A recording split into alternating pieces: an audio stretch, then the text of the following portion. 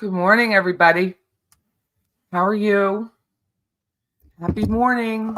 Happy court day. I don't know that they'll start on time yet. They haven't opened the court, I don't believe. There we go. Law and Crime just posted.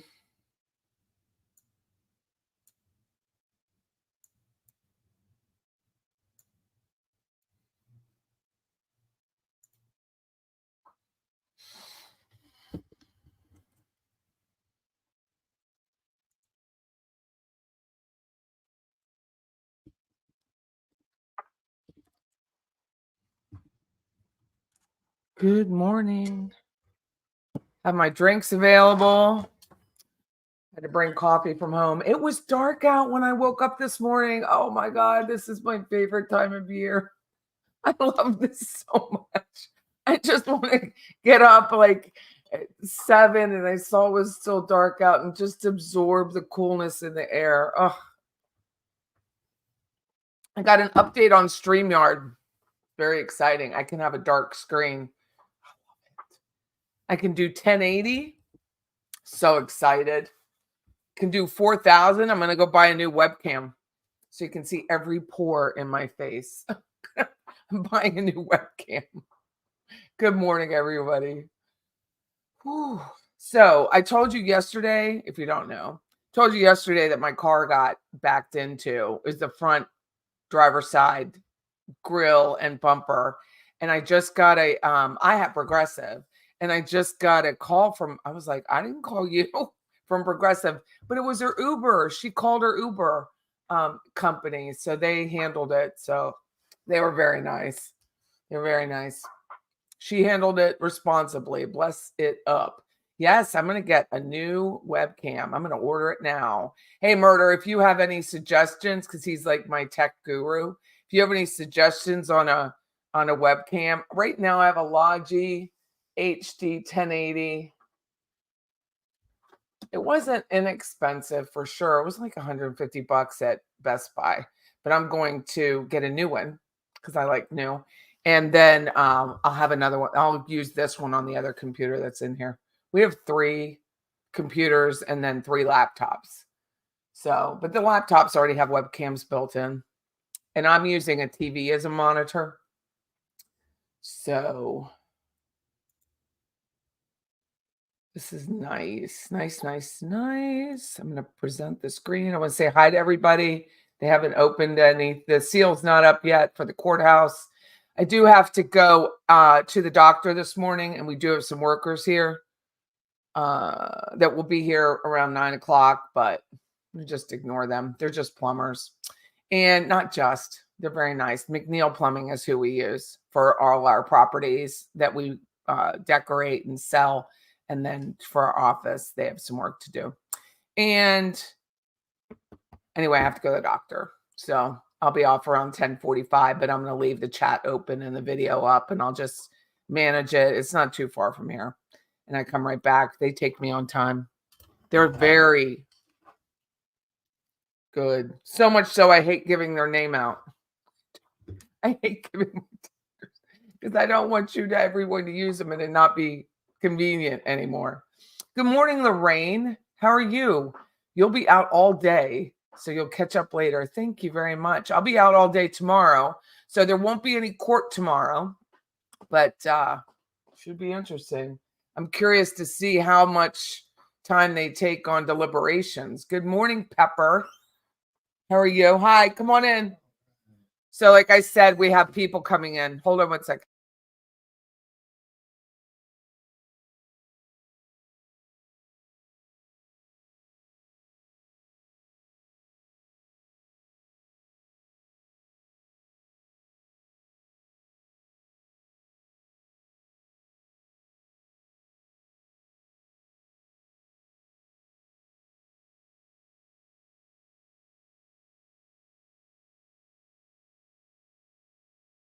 So everyone meet Casey.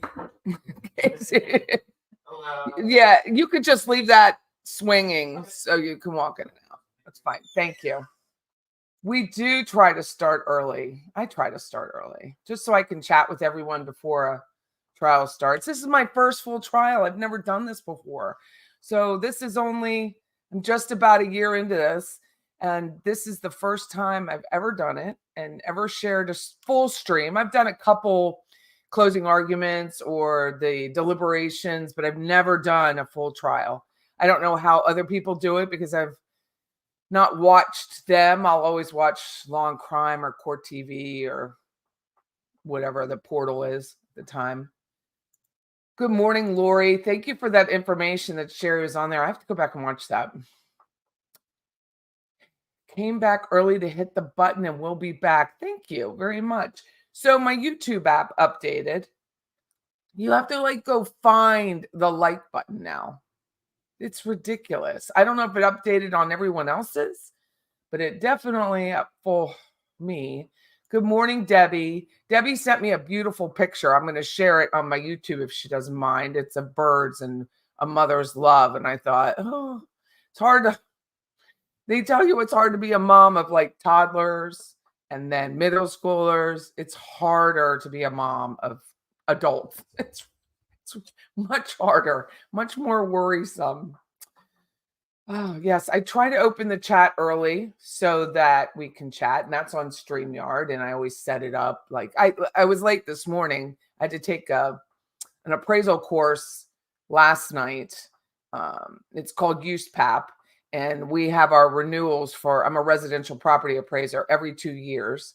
So I have 30 hours I have to take. I only have a few more hours left because I try not to wait till the last minute. But last night I had time, so I took the USPAP class and passed the test. So I'm taking it as a self-pace instead of in a classroom or a virtual classroom. But I passed it, so I was really happy about that. And then I forgot to hit the StreamYard before I went to sleep. So Lori brought up some great information. There was a question of who Sherry was, the owner was. If answered, ignore this. I verified Sherry was her walking buddy and used her debit card and testified for the state early on. Sherry was also, she says, I mean, we don't know, poor Sherry, that Sherry was going through a divorce. And she is in Melody Walker Farris, who's the person on trial, said that she also kept her phone for her. We don't know. I hope they recall Sherry. Her name is Sherry Cooper. Hope they recall her. Hope they recall Rusty too. Why doesn't prosecution ever do that?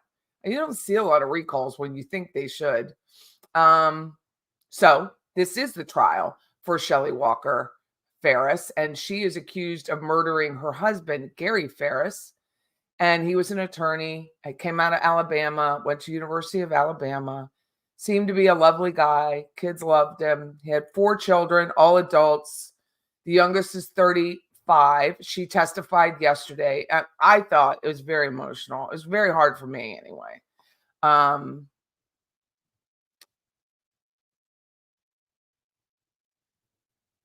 It was hard for her. I think in the end, you could tell she knew that her mother was going to prison because she said as much. She said she apologized to the jury, which bless her heart.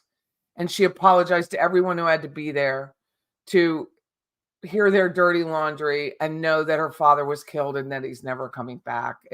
I was emotional. But I'm emotional a lot now. So it was interesting to me. Debbie says, I thought she was the one who took the stand, who in my opinion looked a little bit like Mia Farrow. I was going to verify that and forgot last night. The state did not ask her about the diaphragm. They should have in advance. Georgia Peach says, I thought Amanda was holding out a lot. Yeah, she was. She was trying to ride 2 horses with one ass. Testified to the best of her ability and yet keep her mother out of prison. It's hard. Good morning, Playhouse, Cannon on the Hill. I always think of, when I see your name, I don't know what it means to you, but I always think of Cannon, the crime show they used to be on. We only heard about the diaphragm after she testified. And there was a phone call where and then who was asked? Who was asked about the diaphragm? Someone was asked about the diaphragm in her purse. It was hilarious.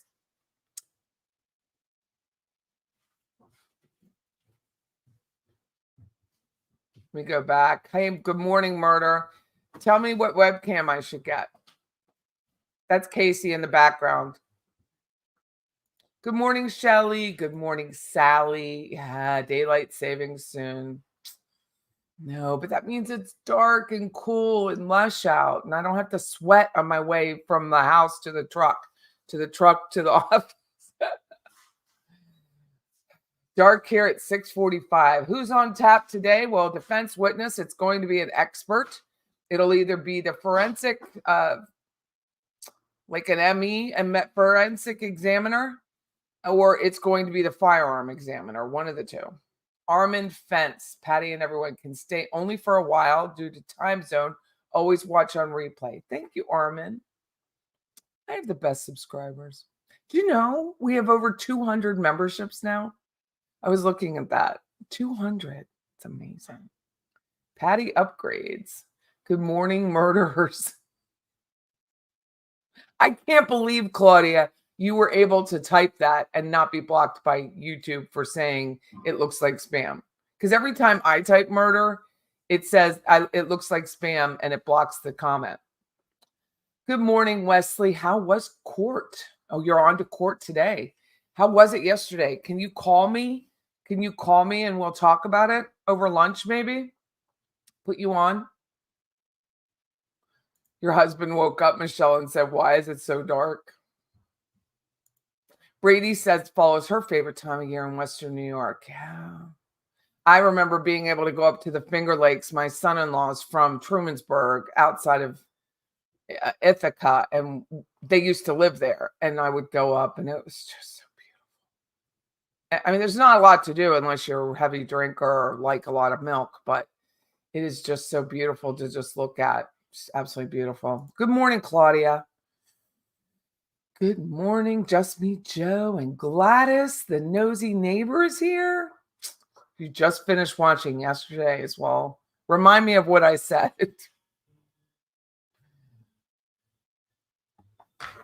Hold on one second. They are here now.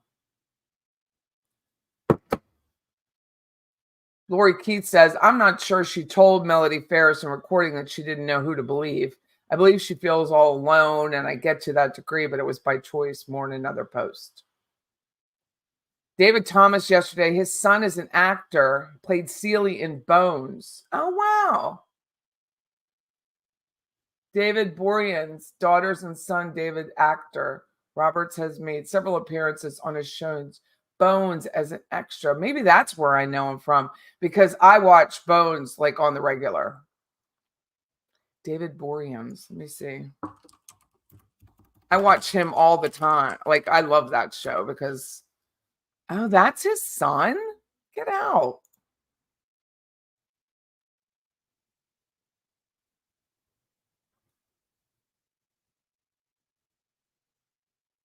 He was also in SEAL Team. I love Bones. This is his son. Look at you with all the download, Norma. Good morning, Leslie. Good morning, Babs. Good morning, Francis. You're having your carpets cleaned. I love that feeling. I love a clean floor, especially after watching that luminol light up. In this case, it's Blue Star. Good morning, Ashley. How are you? Armin says he just finished the replay day 16 of Amanda's testimony. What did the chat think about it? Lisa wants to know, what did I think? I thought it was very emotional. I thought she did not help her mother. She hurt her mother. I mean, she did. Especially towards the end, where she was just like, I'm so sorry. I know basically the likelihood of my mother going to prison for the rest of her life is pretty real. And I'm just very sorry. Leslie said Amanda's testimony weighed heavily on her yesterday. She knows what her mom has told her. She does. It's just a lot for a kid. I mean, she's not a child, but she's a Melody's child. And Melody did this to all of her children. And the pitting against the children is something that's not going to be undone very soon. It's very hard. Very, very hard. So many seem to think it was Scott, but he wasn't present. I mean, I don't understand. I think they're looking at maybe the emotional side of it instead of the logical side where he wasn't present to kill his father. He just wasn't there. You have to have means, you have to have motive, and you have to have opportunity. And he wasn't there for the opportunity for him to kill his mother. And someone brought out a really good point this morning in chat, was that if he were going to kill any parent, it wouldn't have been the father. He would have killed his mother. I think if any parent would have been killed, it would have been Melody. He had no reason to kill his father. Murder says he's in the Netherlands and still have work to do, coming up to 2 p.m. here. I know, but it's so beautiful. A friend of mine's in Finland right now, and she's a really good iPhone. Like, her iPhone pictures look better than most people with a digital camera, like a really nice camera. And she's in Finland right now, and you just feel like this is gorgeous. Pretty dark out, I bet. I bet there's not a lot of daylight in Finland, but her photos are beautiful. Claudia thought she was a good housekeeper. Carpet just holds everything. So here's a tip. I had a house we sold. It's a year this week. And my friends are the buyers, and the guy had white carpet. And he actually was a gunsmith. He taught at the sheriff school, the academy here. And I was like, how do you not have that dust along the line of your baseboards? Like, how did you do this? It fascinates me how people live. And then he has white carpet and there's no dust. And he said he took distilled water. He had just a normal carpet cleaner, and he had distilled water, not regular water, but distilled, and a little bit of Febreze. And that was it. And he did it like once a month. And it was beautiful. Banging. No emoji for a house coat and cigarette. That's funny. I bet I could find you one and whip it up. Like, do they even have a cigarette emoji?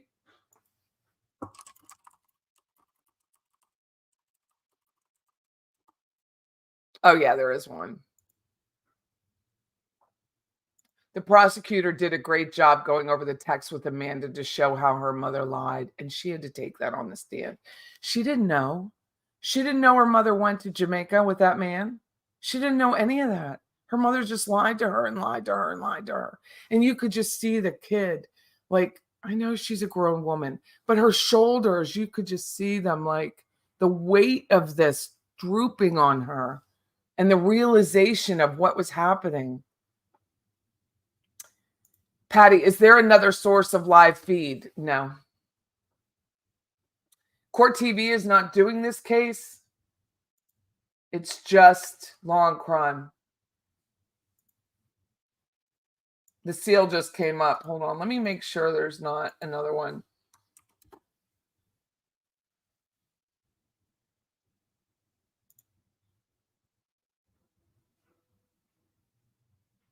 I mean, I thought maybe court. Oh, maybe they will now. Hold on.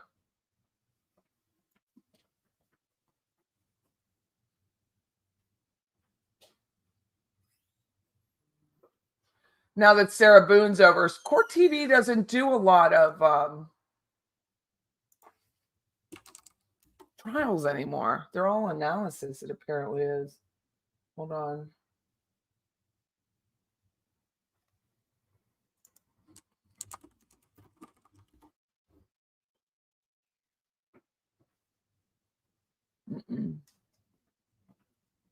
Nope, no one else.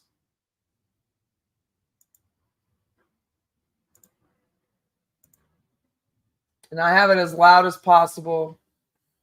I'm going to close this door. I am going to have to close this a bit. Just because, let me tell you, you're fine. You're fine. You're so strong. You're so strong. I'm going to turn my TV up. Hopefully that will help. I am going to buy a better camera, but that's not today. I mean, I'm going to get it today. I'm going to order it, but. Good morning, Sunny. How are you? I wish you could see my screen. It's all dark now. It used to be white and glaring and StreamYard updated their system, and I'm very excited about it.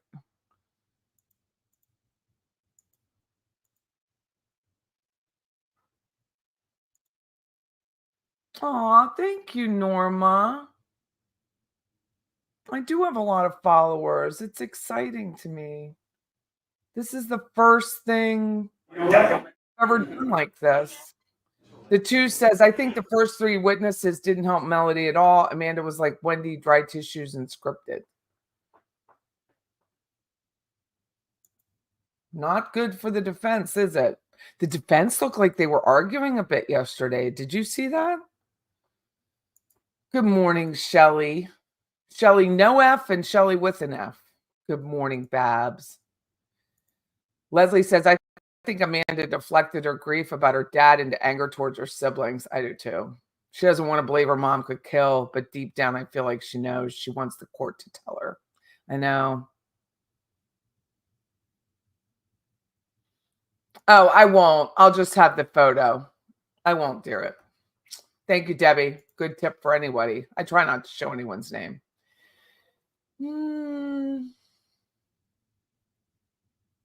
Lori says, I believe the siblings attempted to stay in touch. I think she was so upset with them, she ignored them. I hope that the Sibs can one day start to rebuild their relationship. At least, I mean, I can understand her anger with Scott and Chris if they were really, in some ways, childish to her, in my opinion. They were very childish. And I hope that she could at least reconnect with Emily. Maybe Chris one day, but Scott really, I mean, obviously has a chip on his shoulder. Everyone has been blaming him for the murder of his father. So I don't know that that's ever going to come in. Was that a toilet that I walked by? Yeah. Yeah, we're getting our toilet replaced in the office. Yep. It was a toilet. You can't make it up here. It's a working office with working people, which probably makes it more entertaining for you all to stare at my fake fireplace and the plumber. Why doesn't Weaver the Weasel stand for the jury? I don't even know. I don't know. I don't understand Georgia court. I'm going to have to do some research. If anyone knows Georgia law like Beach Bum does, Wesley, they want to enlighten me on this whole nonsense. True Crime Girl. Hi, good morning. I was able to listen yesterday while traveling through windy Arizona desert. God, I bet it was beautiful. Goodness gracious. Nothing like seeing, I know. It's just Patty. See, that's the thing. I just have to go with the flow. This is my life. I could use like a fake background, but wouldn't it be more entertaining to just watch toilets walk in and out of the building? Yeah, that's the toilet I was talking about last week on a hot mic, remember? Good morning, Rosemary. Good morning, Tracy. Oh, Wesley loves Oktoberfest. Good luck today. Marianne, my peeps. If I missed anyone, I apologize. There is beach. I want to thank Debbie yesterday. She gave me a super sticker. Thank you so much for that. I really appreciate it. And Nancy, this is so cool. Gifted 5 memberships. Thank you so much for that. I just learned that I can gift memberships. And so I can give 10 a month. So I'll be doing that again. I already gave 10 this month. But thank you so much. I figured out how to do it on YouTube because I'm new to this, just like you all are in a lot of ways. Check my email on the real estate camera. Duly noted. Love it, love it, love it.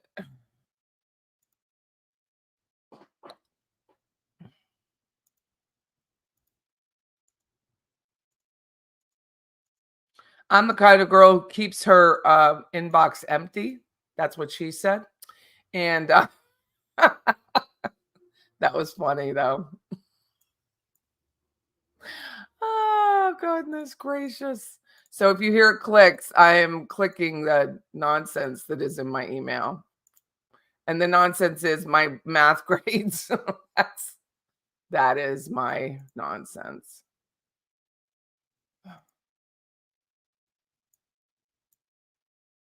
The go-to for anything camera related, she recently pointed me towards a YouTuber reviews mics. I watched one 8-minute video and picked the one that suited my needs. Okay. Cool beans. I will email Roberta Glass.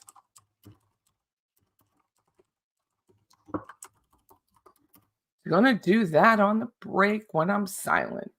Thank you so much. The two, who does it? That's so funny to me. Try to find a cure. Hi, Doris. Hi, try to find a cure. I wish we could find a cure. So I don't say this, but one of our agents was diagnosed recently with breast cancer, and she had a double mastectomy. It was either double mastectomy or radiation and chemo, with the possibility of you know what. So she went for the double mastectomy. And I have to tell you, her attitude, I worked in cancer for a long time, and her attitude was absolutely amazing. I just want to take her brain, her attitude in her brain, and like clone it for people because she was just incredible. And she just went and had her reconstruction done, and in the hospital, out the hospital, packing up. Now she's not lifting because I told her do not lift, but she was like, her home was for sale and she's still doing things. Just absolutely amazing woman. Just really a light in our office. So congratulations to her. I won't say her name, but she is just awe. I'm in awe of her. I'm in awe. And we get to work with these people every day. It's just amazing to me. So good morning, Nancy. Love the emojis. One of my favorite emojis ever. Thank you, Debbie. Love you getting us all together in the fun in spite of the tragedy. A bit for your new camera. Thank you, Debbie. Thank you. Very nice of you. Hello, Aggie from Sweden. Can you? Oh, please do. My email, if you need it, is Patty. I'll put it in the post. Patty is funny at gmail.com. You would think I'd get a lot of spam, and I don't. So bless it. There's some noise in the courtroom, so that's nice. Let's see. Beach bum. How are you? How was your drive there and back? Do you have time today to chat? Patty, no pretense, Wilson. There really isn't. There is no pretense. I mean, you just can't. First of all, life is a lot funnier if you just go with the flow. And second of all, I just got to laugh because you just can't make it up. I could have an entire reality show behind me. I mean, we've tried, I've thought about it, getting applying again. I applied back right before COVID for a reality show, but I was really fat and I was like, I don't know how I feel about being in front of a camera and all of my business being out there. But now my business is out there and I'm not as fat and I'm in front of a camera. So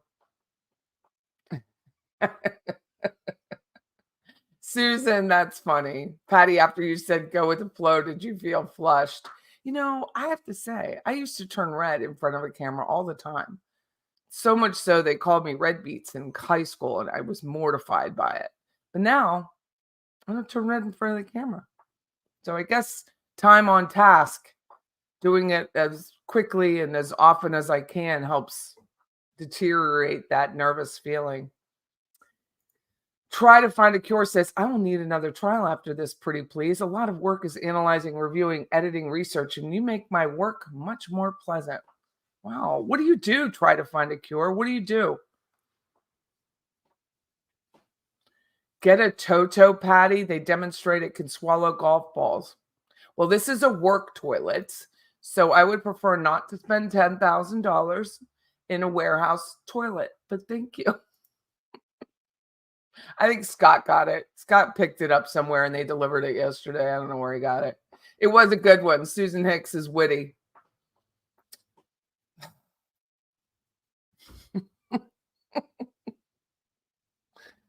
That's how Melody felt when they brought up the diaphragm. Yeah.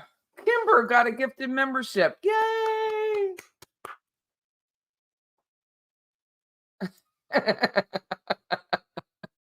Jersey Girl says, I thought a creator I watched was in a beautiful library. Then a breeze came through and the room and the books fluttered. Let me take my webcam and I'll show you what our office looks like. Let me see. That's it. There's all my drinks. The door's right there. I put black, and that's it. It's just a small little narrow office. Well, this is really let me show you. I don't know if you could see this. These are all our shelving. Like Scott took this out of one day I'll have to pick up a camera and walk around, but Scott took the shelving and the book, the built-ins that we have out of a judge's office and made it to fit. And it was so funny. I was like, Scott, how is that going to fit? Like, it's just so much. He goes, Patty, I'm gay. I was like, I don't know what that has to do with measurement, but apparently it correlates. But it is a nice office. Every time our landlord walks in, he's like, huh. So we always try to make it better than when we left it. Beach Bum says, I just jumped the stand. The court guy Hayward said we were getting our squats in yesterday. Up, down, up, down, up, down. Armin says, will Chad testify? I don't think so. I think they just put him on the witness list. So if the state tries to call him, I think it's a strategic thing, not so much a reality thing. Good morning, Joe. How are you? Good morning, Doris.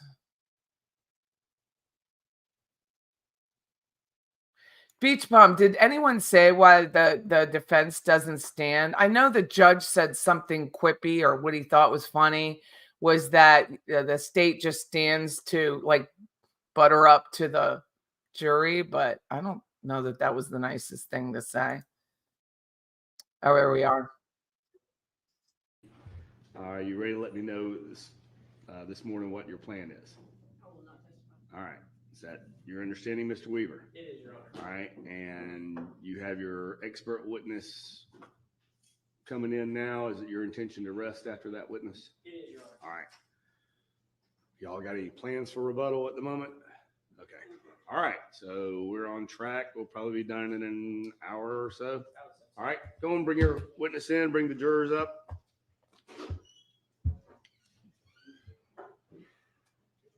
Probably bring the witness up and bring the jurors in. But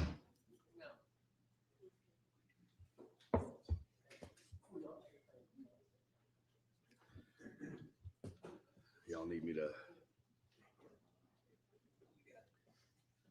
Mr. Ray, did I cover everything yesterday? Do y'all need me to do anything else on the record with your client? I don't think so. You just did it again when I said Right.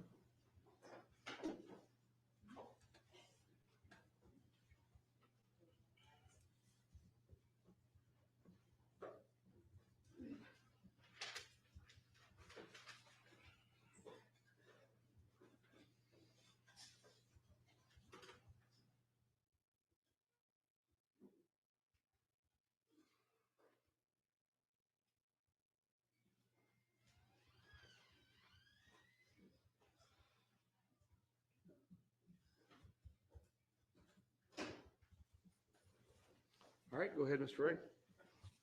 Your Honor, the defense will call Dr. Jonathan Arden. Testimony you'll give before this court will be the truth, the whole truth, and nothing but the truth, so help you God. I do. Have a seat. Thank you.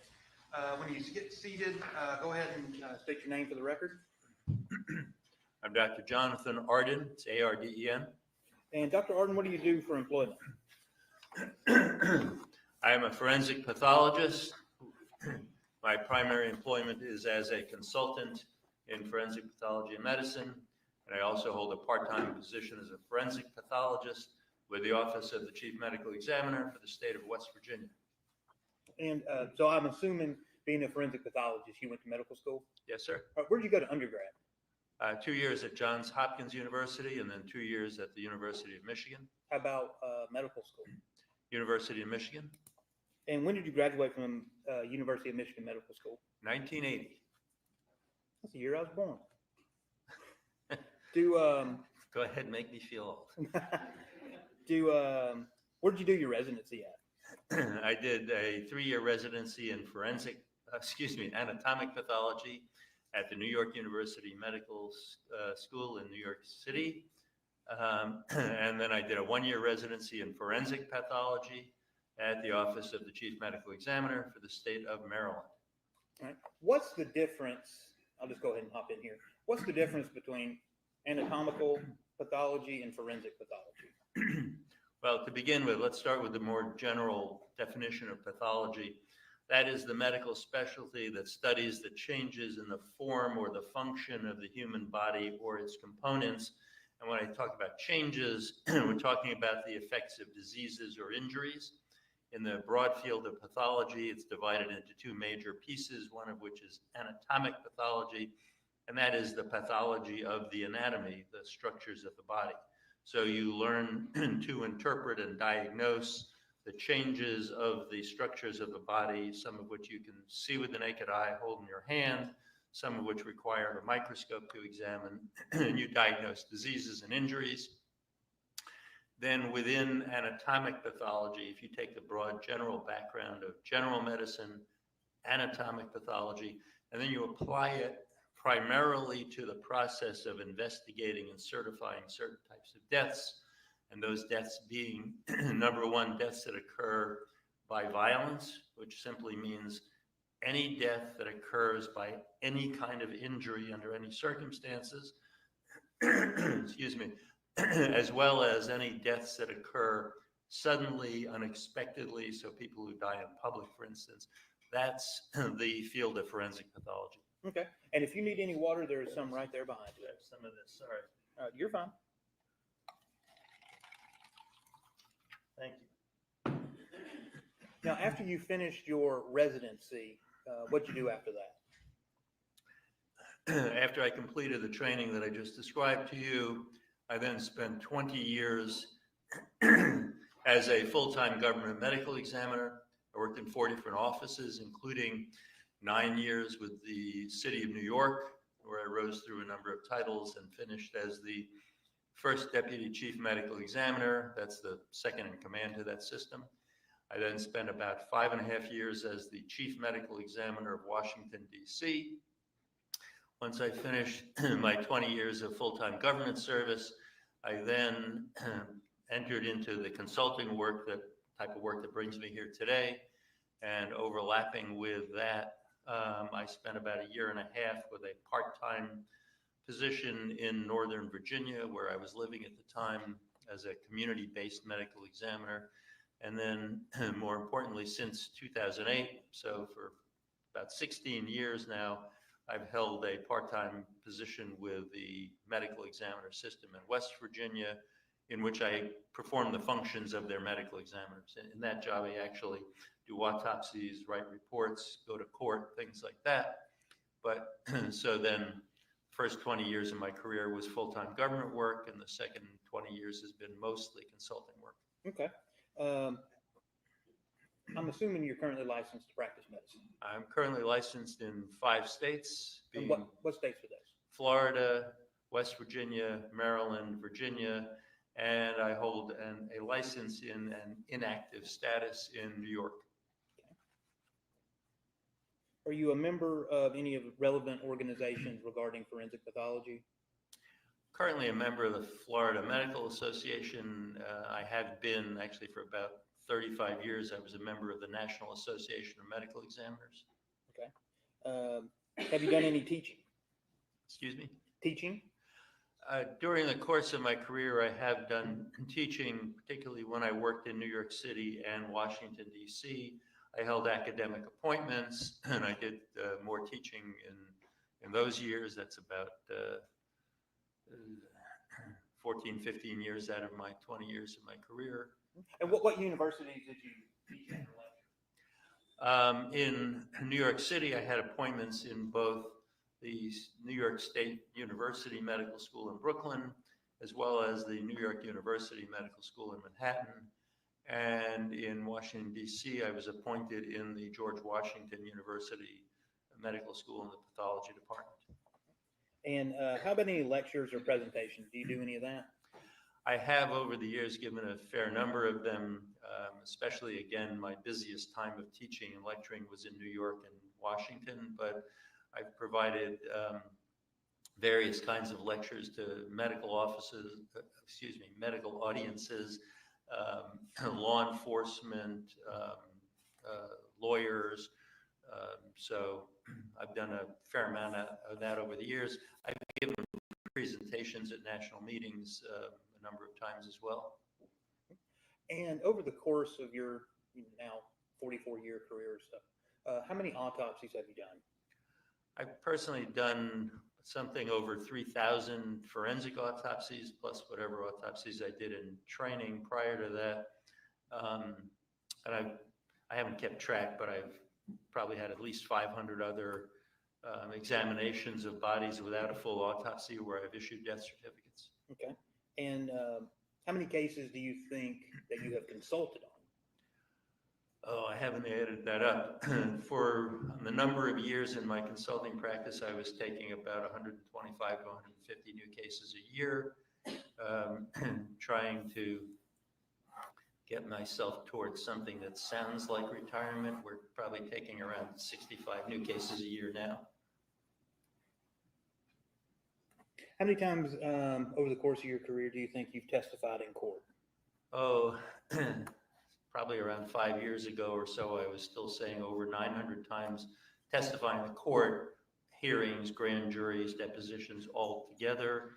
That's been years, so it's well over that now. Okay. And how many different states in the U.S. have you testified in? And we'll just make it easy. How many times have you testified actually in court in front of a jury in the U.S.? I don't actually have that number. I mean, it's a number of hundreds. It's probably more than 500 in front of a jury. Okay. In terms of states, I haven't counted that up lately either, but it's probably somewhere in the 25 to 30 state range, plus federal courts, plus military courts martial. Okay. And what about, have you done any consulting work or testified in any foreign countries? Yes, I actually testified by video in Montenegro a number of years ago, testified once or twice in Canada.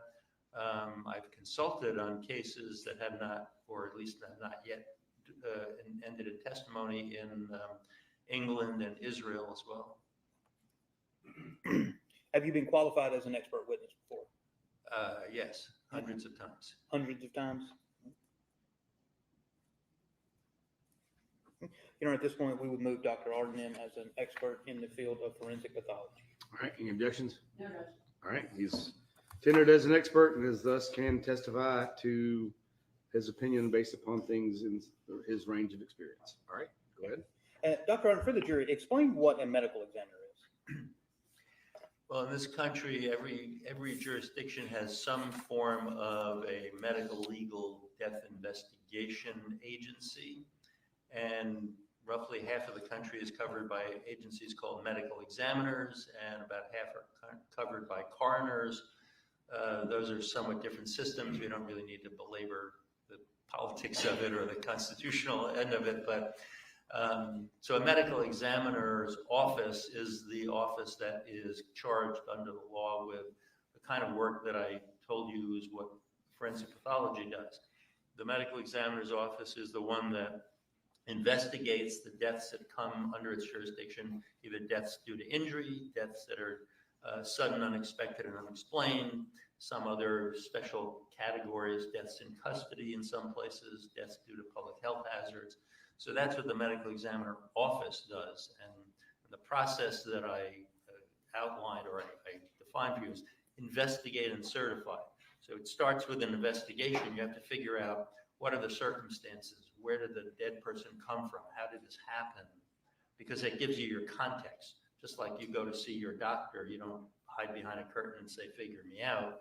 You come in and say, I have a cough, I have a fever, whatever, and your physician knows that it makes a difference if you're a 4-year-old girl or a 90-year-old man as far as what the doctor's looking for. So the investigation is like the history. And then the examination is usually the autopsy of the dead body.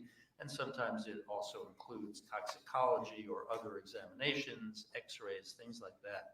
And so that's how the medical examiner office works. And if you're asking what is a medical examiner in terms of the professional, the medical examiner is a forensic pathologist who performs all of those functions. Okay. You were hired by myself and John Luke Weaver as a consultant on this case, right? Yes, sir. Okay. How much to date are you aware of? Like, how much have we paid you? I believe I've been paid in fees up to now just about $6,600. I mean, I've been working on this case since January of 2021 with your office. And so I think at this point, it's been just about $6,600 total. There are some other hours in there that haven't yet been paid, and plus the appearance today. Okay. Does the fact that you are compensated by my office, does that change your opinion of what you're going to testify to today? No, I offer my opinions based on the facts and accepted medical practice and my 40 years of experience, and you get the same opinion whether you're paying me or not, or whether it helps you or not. It's all based on the facts. All right. Well, let's go ahead and jump into the facts. Tell the jury what all in this case have you reviewed?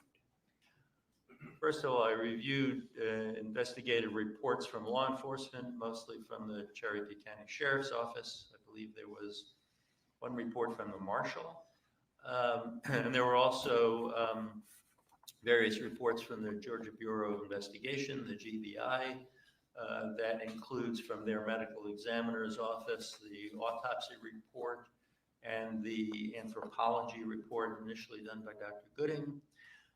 That includes photographs that were taken, I'm kind of lumping together between law enforcement and the GBI, but photographs of the death scene or the recovery scene, photographs of the examination of the remains by the anthropologist and by the pathologist, x-rays, or actually I got photos of the x-rays taken of the remains.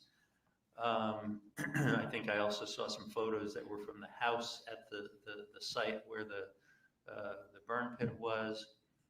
From the GBI, I also reviewed some other laboratory reports. There was a laboratory report about looking for accelerants, in other words, chemicals that might have been used to fuel that fire. Unless I'm missing something, I think those were all the documents that I examined. And you're not going to approach. I'm going to show you what has been pre-marked as pardon 1, 2, 3, 4, and 5. Can you identify 1 through 3? Well, you just handed me our marked pardon 1 through 3, inclusive are 3 photographs taken of portions of the remains of Mr. Farris. These are photographs that I recognize that were taken during the time in June of 2022 when I personally examined the remains at the coroner's office here. Okay. And that was my next question. So you actually went and reviewed the remains of Mr. Farris personally? I did. Okay. And I'm going to show you what is 4 and 5. You don't need to read them, just identify what they are and if they're true or correct. What you've handed me is Arden 4 is a copy of my curriculum vitae or CV. That's my professional resume, total 6 pages. That is complete. And Arden 5 is a copy of the consultation report. Actually, it looks like it's 2 copies. Yes, this is actually 2 copies of my consultation report that I wrote in December of 2023 for this matter. Okay. And I will, apparently my stapler got the best of me this morning. Tender 1 copy. You know, at this time we go to move into evidence, Arden 1 through 5, the photograph, CV, as well as his report. All right, admitted. You need the screens.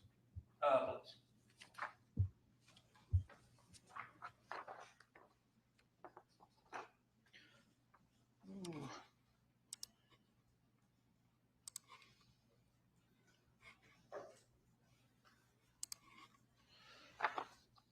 Dr. Harden, I'm showing, can you, well, we're waiting on the screens to come on.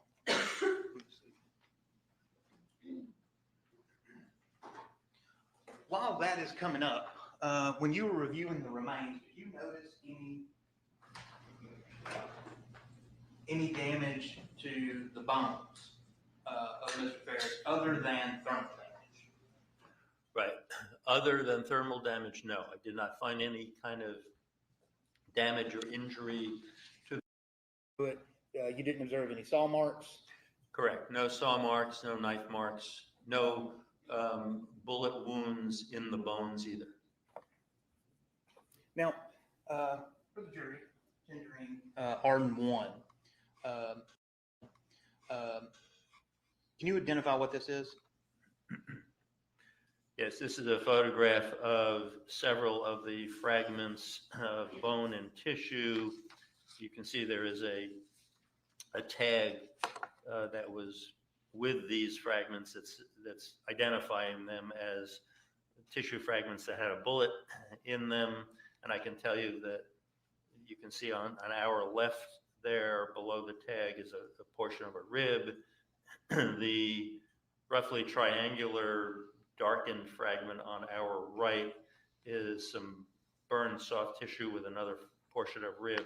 That's where that bullet had been recovered.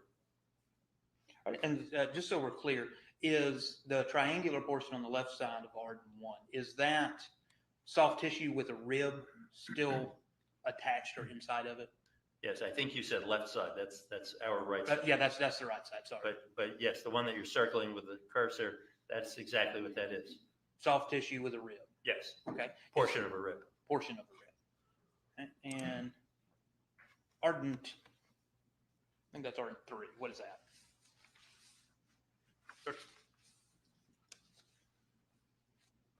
Can you identify?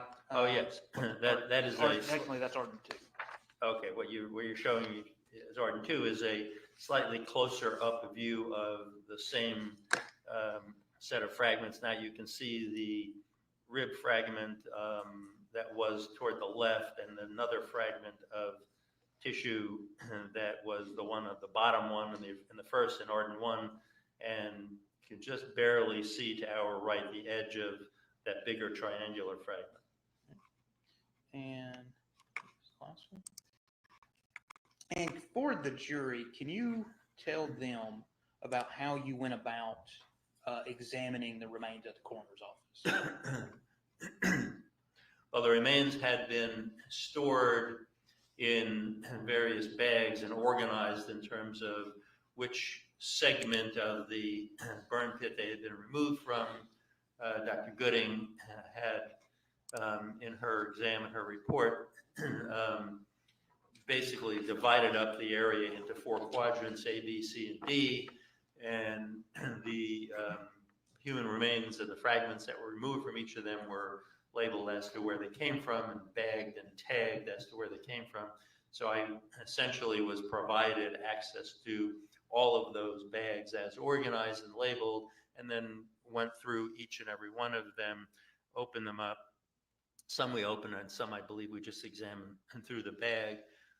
The areas that were more important, such as what you were seeing in Arden 1, 2, and 3, we took out of the bag, laid out, took the photos. I got to handle them and look at them in different directions, things like that. And kind of jumping around, because that's how I do it. Through your review of this, did you notice or were able to determine whether any flammable or ignitable liquids have been used in this fire?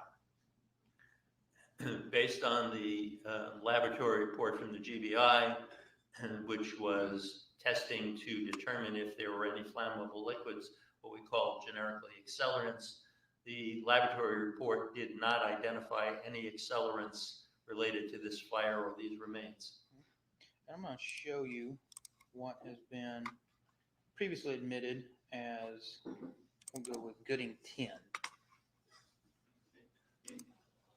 Did you review this photograph to the best of your knowledge? If it's part of the photos from the Gooding material, yes, I did. Actually, now that I look at this carefully, I did review this. I have seen this photograph, yes. Okay. Can you explain to the jury what this is? Yes, what you're looking at here, just slightly right of center, you see the vertical whiter band. That's a portion of a rib.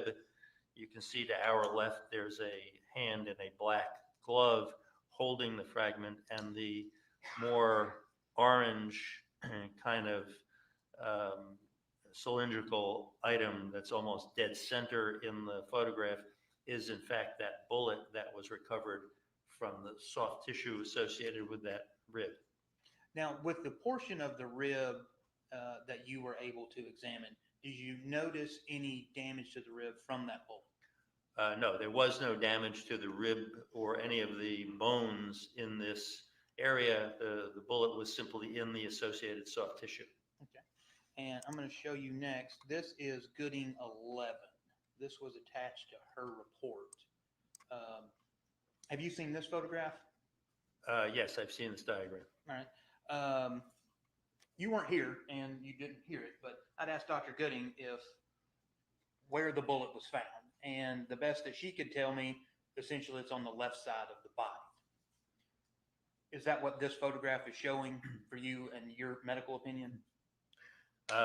Yes, I think she's indicating here with the brackets that the rib fragments with the small area of soft tissue where the bullet was were from left ribs. If I recall correctly, she said in her report, sternal ends of left ribs. So the sternum is the breastbone, and the ribs each rib starts attached on each side of your backbone, your vertebral column, and goes around and slightly downward from your side to your front, and then the ribs attach through cartilage, soft tissue, with the breastbone, the sternum. So she was referring to these being the rib ends that are closer to the front, but it was left-sided ribs. Okay. Now, would you say that the bullet, because you previously testified, the bullet is in the soft tissue? Can you explain, give us any indicator of where that bullet may be according to Gooding 11? It was in the soft tissue between two of the ribs, close to the front, close to the breastbone. So you have, if you think about the anatomy, you have the skin on the outside, you have a layer of fat underneath the skin, which is normal. Everyone has a layer of what we call subcutaneous fat. And then in this area of the body we're talking about, you have the chest wall, which has the ribs, and there are muscles, some muscles on the front of those ribs, and there's a band of muscles that goes in between each of the ribs. And they're called intercostal muscles, which is a fancy medical term that means in between ribs. So you have this chest wall of the skin, the underlying fat, the ribs with all of their muscles that makes a structure there. It's the outside, the boundary of your chest. And that's all, if you're going from the outside in, that's all before you get into the body cavity. We haven't reached the next layer deeper would be in the body cavity where, for instance, your heart and your lungs are. And so the body cavity is where all the vital organs are contained. Yes, we have, technically speaking, we have two separate chest cavities where each lung sits. You have a compartment in the middle in the chest, which is anatomically separate. It's called the mediastinum, which is where the heart and major blood vessels are and some other structures. You have another separate cavity in the abdomen down below, which isn't related to this, so I won't belabor that. But yes, inside the cavities is where you have all the vital organs, the major blood vessels. But we're talking about here are tissues on the chest wall. They're not inside the body cavities. Did you also review the autopsy in this case? Yes, sir. All right. Did you notice anything odd about the autopsy, the actual report? Well, the thing that I noted in my report about the autopsy report is that the autopsy report is essentially administrative details, who did what when, and the vast majority of the autopsy report actually is cut and paste from Dr. Gooding's anthropology report. the only part of the autopsy report that has its own independent examination reported is there's a paragraph of the examination of the X-rays taken by the medical examiner. Okay. Now, from your review of everything that you looked at in this case, can you tell the jury to a medical certainty where the entry wound is? I cannot. I'm seeing if do we still have the projectile in here? What's up here? I know you hadn't actually seen the projectile. Maybe it's up here. We got to do all this again. But there was, you recall, the petals on the projectile, right? Yes, it was what we call a jacketed bullet. It has a lead core with an outer copper-colored coating, and many of those jackets have petals, they call them, on the nose end of the bullet, such that when the bullet enters a tissue, those petals can peel back, which is what happened in this case. And can you determine anything about the path of a bullet potentially regarding whether or not those petals are pulled back on the jacket of a projectile? You really can't. You know, assuming the bullet enters nose first, which is typically what happens, as it encounters the tissue, the resistance of the tissue can peel back those petals off of the nose of the bullet. And this is commonly how a bullet like this is designed, that as it expands, the nose of the bullet expands, the petals peel back, it causes greater resistance. So this bullet is now transferring more of its energy to the tissue that it's going into and through. So it creates greater damage.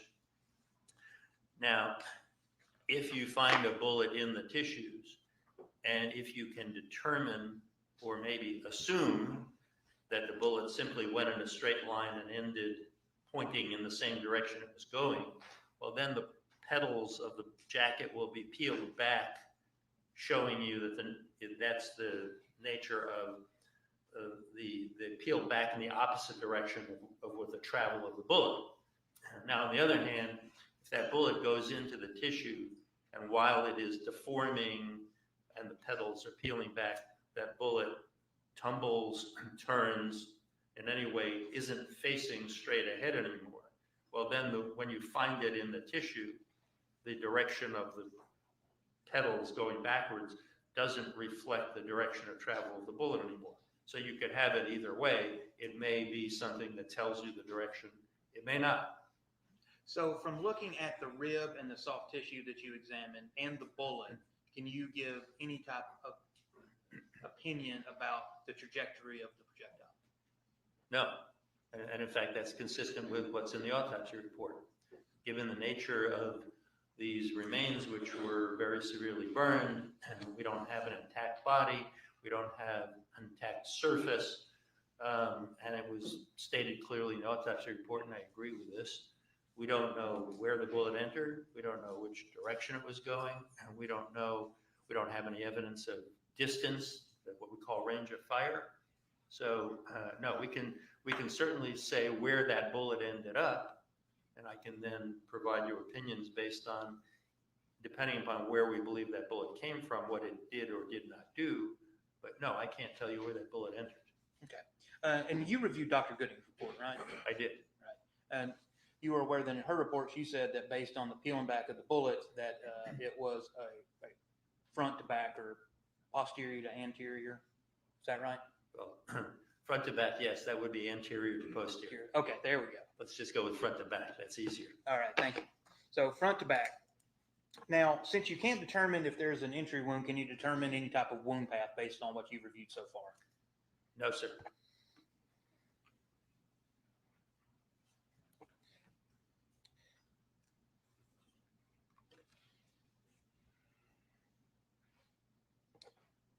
In your opinion, based on what you reviewed regarding just the rib and the projectile itself,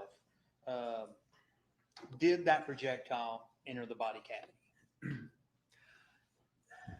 Based on where it was located, there is no evidence that permits a conclusion that that projectile did enter the body cavity. And what would, let me pull up another photo real quick. So I had asked during her cross-examination, Dr. Gooding, where that bullet was, and she was very adamant that it was on the inside of the rib. Now, based on your photographs and your review of all of these reports, can you tell this jury whether it's on the inside of a rib or the outside of a rib? It looks to me like it is somewhere between the ribs and maybe just a little bit inside. It's not very deep to that rib at all, though. So it's really it's still in that chest wall kind of anatomy that I described. It's not inside the body. It's not in the body cavity. As a forensic pathologist, if something was just barely on the inside of a rib, would you still say that that is inside or outside the body cavity? My best assessment of this bullet, as it's shown here, it is not inside the body cavity. It's inside the body. It's outside the body cavity. Now, from your review, have you been able to form an opinion about how the bullet may have wound up in that location and not damaged any vital organs? Yes, sir. Okay, what is that? This bullet, as I said, is not inside the body cavity as it's recovered. It could have gotten to that location following many different kinds of wound pathways. It is certainly among the many different possibilities that you can have a bullet wound that travels very tangentially. It's shallow in the body wall that enters, stays in the soft tissue outside the body cavity, and ends up in that location. So it could come from many different directions. If it's not a straight-in shot that goes straight from the front directly in, but it comes more from the side, for instance, it could easily, I've seen bullets do this before, it could easily enter, I'm motioning on my own left side of my chest, strike the body at a shallow angle, enter under the skin, stay in the chest wall, travel toward the middle here, end up in precisely that kind of location, and never once enter the body cavity or injure any organs. Now, did you also examine the skull remains? Yes, sir. What did you find from that? The skull bones had been pretty severely fragmented from the burning process. Dr. Gooding actually did a major job trying to reconstruct as many of the skull bones as she could to put the fragments back together. It's quite a job. And my examination of the skull bones and the photos of her reconstruction tell me that they were all damaged due to the fire. There was no evidence in the skull bones of any other kind of injury. So in other words, there was no positive evidence of a gunshot wound to the head, for instance. Can you make, based on your review, any findings that there is more than one bullet that Mr. Farris was potentially shot more than one time? No, there's no positive evidence of any other gunshot wound. What do you mean by, that's kind of the first time I've heard somebody say that. What do you mean by positive evidence? I mean, another bone that has what is clearly a bullet hole in it, for instance. Another area of soft tissue with a bullet recovered from it. You know, no actual evidence of damage by a bullet is what I'm referring to. Okay. And jumping around again, you're familiar with manner of death and cause of death? Yes, sir. Can you explain to the jury what manner and cause of death are? Cause of death is defined to be the specific process, whether that's a disease or an injury, that sets in motion an unbroken sequence of events that ends with the death of the person, causes the death of the person. So it's pretty much defined by what the words mean. You have to reach a specific conclusion of what it was that ended up causing the death. Manner of death is a construct that we use in medical examiner and forensic pathology practice as a part of the classification of vital statistics. Manner of death is really the circumstantial explanation for how the cause of death occurred. And so manner of death, it's probably easier to understand if I give you what the choices are. The choices are natural, meaning death caused only by natural disease; accident, which is death caused by an injury that was unforeseen or unintended; suicide, which is the intentional taking of one's own life by injury; homicide, which for forensic pathology purposes, this is vital statistics, this is not criminal law. Homicide for our purposes means death at the hands of another. You die from an injury caused by another person. And there's no judgment when we say manner of death or homicide, whether it is or is not a crime. That's a whole separate issue. And then the fifth and final choice for manner of death is undetermined. If you don't have enough evidence to make a conclusion to a reasonable medical certainty that it is this one or that one, or if you have evidence that permits more than one of the choices and you can't really separate them, one's likely and one's unlikely, then you can go with undetermined. From your review of everything that you looked at in this case, can you make to a medical certainty a finding as what the cause of death was for Gary Farris? I cannot. And can you state whether or not that well, I'm assuming you can't state whether or not the projectile caused any death. Right. In fact, that's the point. I cannot tell you to medical certainty that the projectile found in his chest wall soft tissue was the cause of his death, because unfortunately, given the state of his remains, we cannot trace a bullet pathway from one place to another where that bullet ended up. So we do not have evidence that says to any medical certainty that that bullet caused an injury that caused his death. It could have, but just as equally possible, it didn't. So I can't say that that bullet killed him, and I have no evidence that affirmatively allows me to conclude that another bullet entered his body. So under the circumstances of the condition of his remains, I don't have enough evidence to say what killed him. So I don't know what his cause of death was. So as a medical examiner, if you can't determine cause of death, what do you do? Well, then you're stuck with admitting the limits of information and what you can do, and you cause of death undetermined. Okay. So that's a possibility, saying cause of death is undetermined. Oh, sure. I mean, this is well recognized. Every medical examiner, every forensic pathologist has been through cases like that.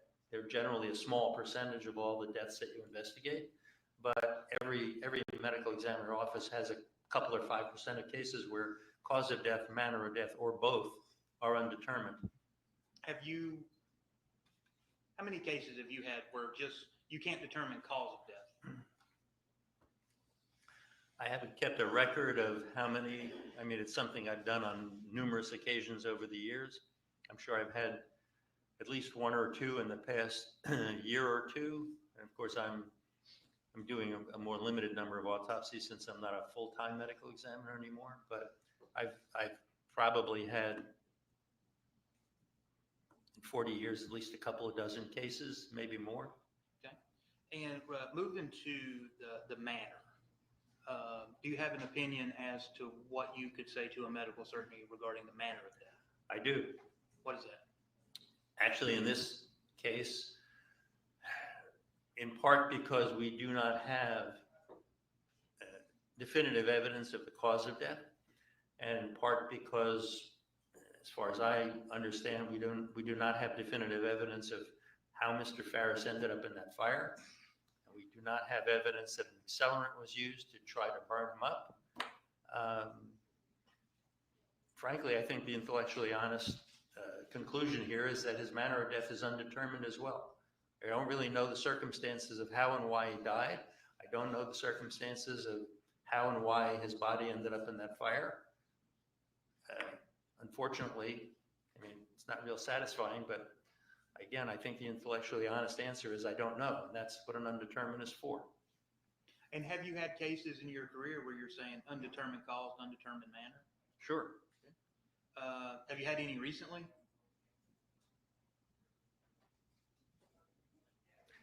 I think I've had at least one case like that in my West Virginia experience fairly recently, yes. Was there a case in Washington where you were undetermined manner, undetermined cause, or something vice versa? Yes, I've had cases like that. I mean, the most famous case I worked on probably in my whole career was the death of Chandra Levy in Washington, D.C., the federal government intern who disappeared and was found skeletonized in the park about 9 months later in the woods. She was an undetermined cause of death. How about manner of death, though? Actually, I certified her manner of death as homicide. Okay. And so why could you certify her death homicide, but couldn't do Gary Farris's homicide? Well, in her case, the circumstances actually were quite compelling that she didn't get there and die on her own. She disappeared unexpectedly, mysteriously. She ended up in a part of the woods in a very large urban park where she wouldn't have been otherwise. It's a huge park where people walk and run and hike, but she's on a slope, a wooded slope where people wouldn't go. She's found with, I think, only one article of clothing, her panties. The totality of those circumstances were such that it was clearly much more likely than not that she got there through the acts of another person. And that permitted me to say, again, from the standpoint of cause and manner of death, not a medical examiner doesn't determine crimes, but that her cause of death was undetermined based on the condition of the limited condition of her skeletonized remains, but the circumstances were compelling that she got there through the acts of another person, and so I certified her manner of death as homicide. And so you can't say that Gary Farris is a homicide because you can't show how he got to the burn pile, evidence of how he was actually on the burn pile, things like that? Correct. Okay. And just one more question for the jury. In your expert opinion, what would the manner and cause of death be for Gary Farris? My opinion is his cause and manner of death are both undetermined. No further questions, Judge. All right, Ms. Megan? Good morning. Morning, ma'am. Good to see you again. All right, I want to talk about your consulting first, and then we'll get into the facts of the case, okay? Sure. What is your hourly rate for your testimony? My hourly rate for all the work in this case is $450 an hour. Considering that this is a full day trip out of town, actually an overnight trip, I have a flat rate of $4,500 for the trial date. And that is the outstanding fee is still left, or is that part of the $6,600? That's an outstanding fee. You advertise your consulting on your website. I do. Do defense attorneys contact you directly to consult on cases? Attorneys contact me directly. That includes criminal defense attorneys, civil attorneys, on occasions prosecutors. And you mentioned some trainings and teachings, and you mentioned training and teaching attorneys. That would also include defense attorneys may be in that training as well. I have, over the years, trained defense attorneys, prosecutors, and civil attorneys. You mentioned that the majority of your career currently is consulting, and then you do the part-time ME. Yes, ma'am. Is that right? Okay. Correct. So from your consulting, how much are you making in salary from your consulting? We're a corporation. I think my corporation pays me about $250,000 a year now, something like that. So you've mentioned you've testified how many times as an expert? Some years ago, it was over 900, and I've stopped counting, basically. That's criminal and civil? Criminal and civil, trials, depositions, hearings. Okay, so not just trials. That's overall, it could be a deposition in a civil lawsuit. You're including that as well? I am. Okay, not just jury trials. Correct. Okay. Do you know how many times of those you've testified out of the criminal matters were for the defense and then for the government? I can't give you any numbers on that. I can tell you that in 20 years of government service, I probably had about 500 testimonial appearances in criminal matters called by the government. Since I've become a consultant, it's been a handful of cases where I've testified called by the government in criminal matters. And about half of my cases are criminal and half are civil in my consulting work. So kind of gives you an idea of the distribution. Sure. All right, I want to talk about gunshot wounds generally. Now, you worked in New York and DC, so I imagine you've seen a fair share of gunshot wound victims. I have, yes. So the seriousness and the damage a gunshot wound causes is dependent upon many factors. It is. Is that fair? Yes. It could even go towards the type of ammunition used. That's one of the many factors. We talked about the pedaling of the projectile or mushrooming of the projectile. You said that that causes greater damage. Yes, the whole purpose of that is such that the bullet continues to impart its energy to the tissues and tends to keep bullets staying inside instead of going through and through. So the purpose is to transfer energy. You mentioned the energy of the bullet. Yes, ma'am. One of those factors, as far as the seriousness or damage of the gunshot wound, is the velocity, how fast it's traveling. That is indeed one of them. If it hits something and tumbles or anything like that, could completely change the velocity or speed of the projectile. If the projectile interacts with an intermediate target before hitting the body, it could change the speed. It could change whether it's flying straight and true. Yes. Mr. Ray discussed with you the wound path or the entrance wound and exit wound, and dependent upon where the wound enters and where the bullet enters and where the projectile exits, you don't know the amount of damage until you see inside the body, right? That's correct, yes. And in those scenarios, you won't know what organs are hit until you open the body. Most of the time, yes, that's true. And you have already testified you determine the wound path based upon the exit and entrance wound. The entrance wound, and if there is an exit wound, will generally define the wound path. The internal examination, especially if the bullet doesn't exit, is the other component of determining the wound path. And without an entrance wound or an exit wound, you cannot tell where that bullet, the path that that bullet took. Pretty much. I mean, I could probably dream up some kind of oddball exception of some bodies where you may see internal damage without being able to determine entrance or exit on the surface. But for the most part, I think, yes, you're right. Gunshot wounds can vary in size. Yes, ma'am. And that would in turn vary in the damage done to the body. Well, I guess it depends upon what you mean by size. I was thinking of size of the wound on the skin surface. The size of the damage internally can be different in different kinds of gunshot wounds, and that would probably more directly relate to your question about the damage, yes? I want to talk about, you mentioned energy of the bullet entering the body, and it can transfer energy to the rest of the portions of the body. Is that fair to say? The bullet transfers energy to the tissues it strikes and some of the tissues at some distance from the actual path of the bullet as well.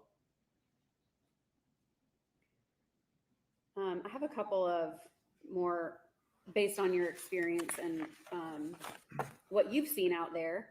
Have you ever seen a bullet travel through the body and rest near the surface of the skin without exiting?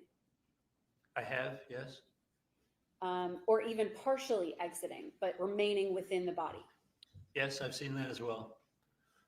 Excuse me. And when, I don't know if you call them decedents or bodies or patients, I'm not sure the word that you use. Decedent is a good word. Okay. When a decedent is sent to you for examination, have you ever experienced where you open the bag that the decedent is in and a bullet has either fallen out of its body or out of its clothing that nobody caught, anything like that? Yes, I have. Now, I want to talk about this case specifically. You unfortunately did not have any organs to examine in this case. Correct. So you can't actually say if organs were damaged or not. That's true. And based upon the location of the bullet, I'm going to pull up that lovely diagram that Dr. Gooding made. Gooding 11. The location of the projectile was towards the sternum, correct? Correct. And right behind the sternum is the heart and a portion of a lung. Yes, right behind the sternum is the pericardium, which is the sac surrounding the heart itself, parts of the great vessels, and sometimes a part of the left lung will overlap that in the front. Have you seen cases where a bullet causes internal bleeding? Many times, yes. And even times that there may not be a lot of external bleeding from gunshot wounds. That can happen, yes.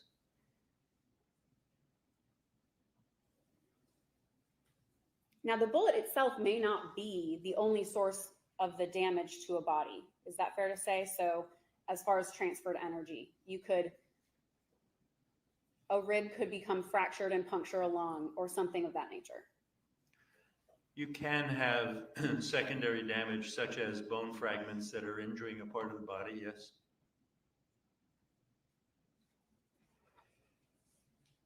So right behind the bullet in this case are vital organs. Yes. And you've already mentioned the word intercostal. I had that written down in my notes, and that means between the ribs. It does. So isn't it true that we have intercostal arteries? We do. And a lot of there's an entire vascular system that's located within those muscles, those intercostal muscles. Well, there is an intercostal artery with its accompanying intercostal vein, one of which runs along the inside of the upper margin in a little groove of each rib. The soft tissues, you said vascular system. Other than those, the soft tissues have very small blood vessels, the capillaries that are microscopic sized, but no other major vessels. You mentioned in your report, well, let me take you back a little bit. In your testimony, you mentioned that medical examiners look at the context in which they receive a body. So you do investigate to an extent as a medical examiner to determine cause and manner of death. Or I would prefer to say we do investigate. You Period. do investigate. We do. Okay. And you determine sort of a history of how that body came to you. Is that fair to say? That's fair to say, yes. Now, you mentioned in your report that it's possible Mr. Farris sustained multiple gunshot wounds. There are many possibilities for which we don't have evidence. So yes, he has one gunshot wound. He could have had others, but we don't have evidence to determine that. Okay. So were you unaware of the bullet found in the home that he shares with the defendant with his DNA on it? No, I was aware of that. Okay. So that, reasonably speaking, would infer he could have been shot multiple times. Again, could have been. That actually doesn't determine that he was shot multiple times, but yes, it's a possibility.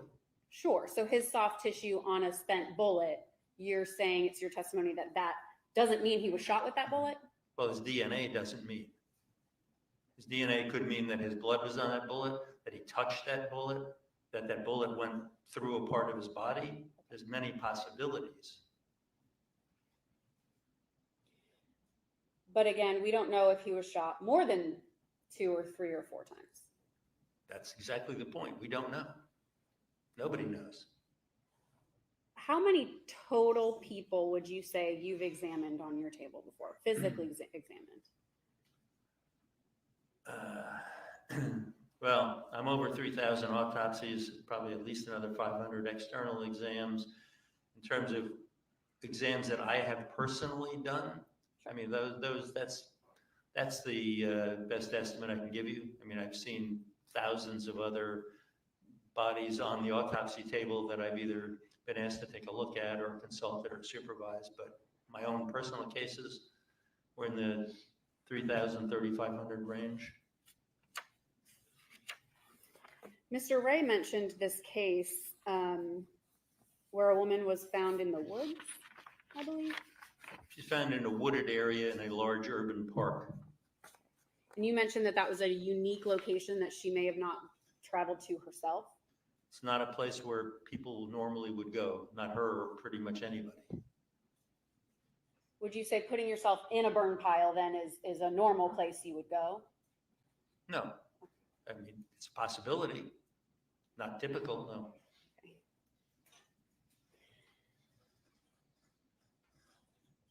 Out of the number of individuals that you have examined, what percentage of those, or just a guess, would have included a gunshot wound? Well, first of all, I have a rule about not guessing under oath, Sure. so So I won't infer. guess. I don't actually have statistics to tell you what percentage of my cases had gunshot wounds. I can tell you I've seen,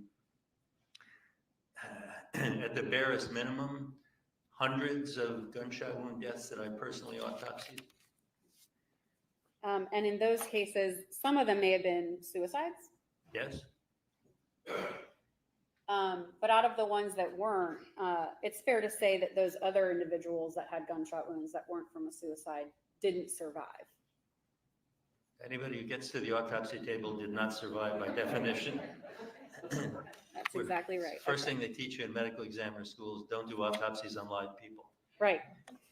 I'm glad you don't. Thank you for that. So knowing that there was a spent bullet in the basement of the home with Mr. Farris's soft tissue on it, a bullet located within his body, and his body being found on a burn pile that in the reports indicate he did not fall onto, but was placed onto. It's still your position that that is not a homicide.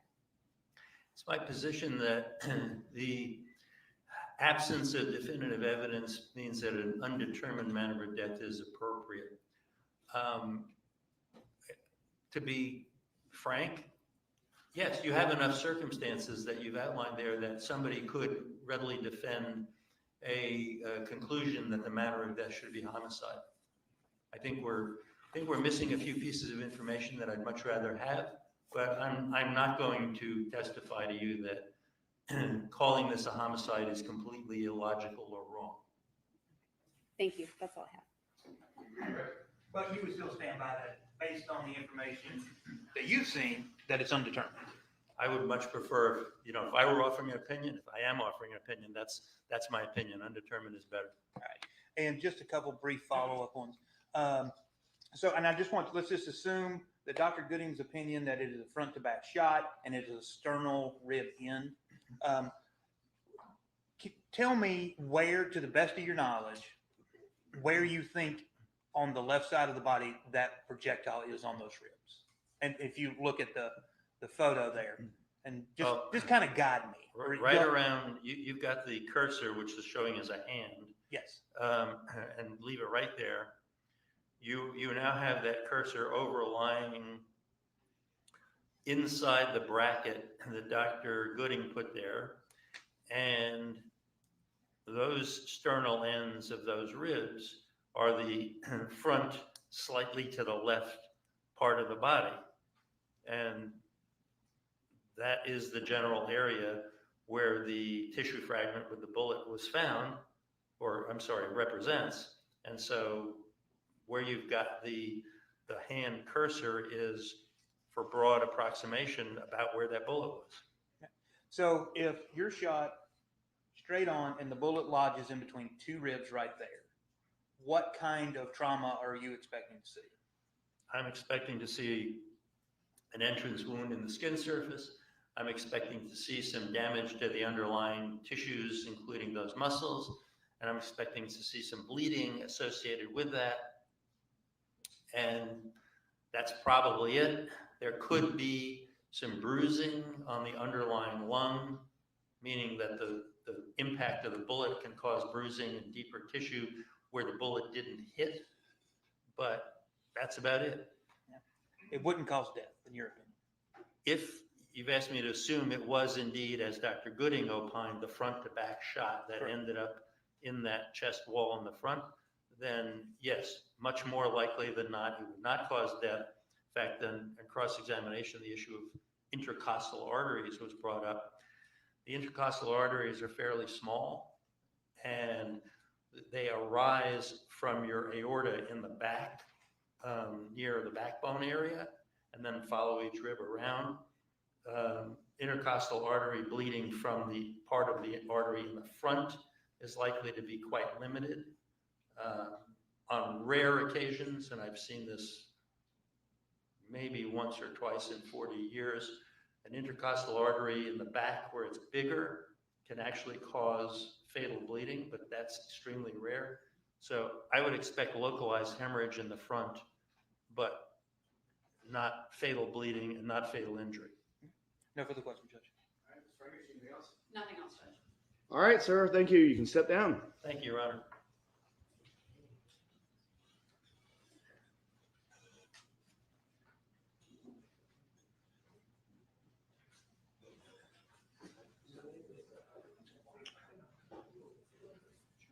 All right, Mr. Ray, Mr. Weaver, anything else? That's all, Your Honor. The defense will rest. Any rebuttal from the state? No rebuttal, Your Honor. All right, ladies and gentlemen, the evidence is now closed.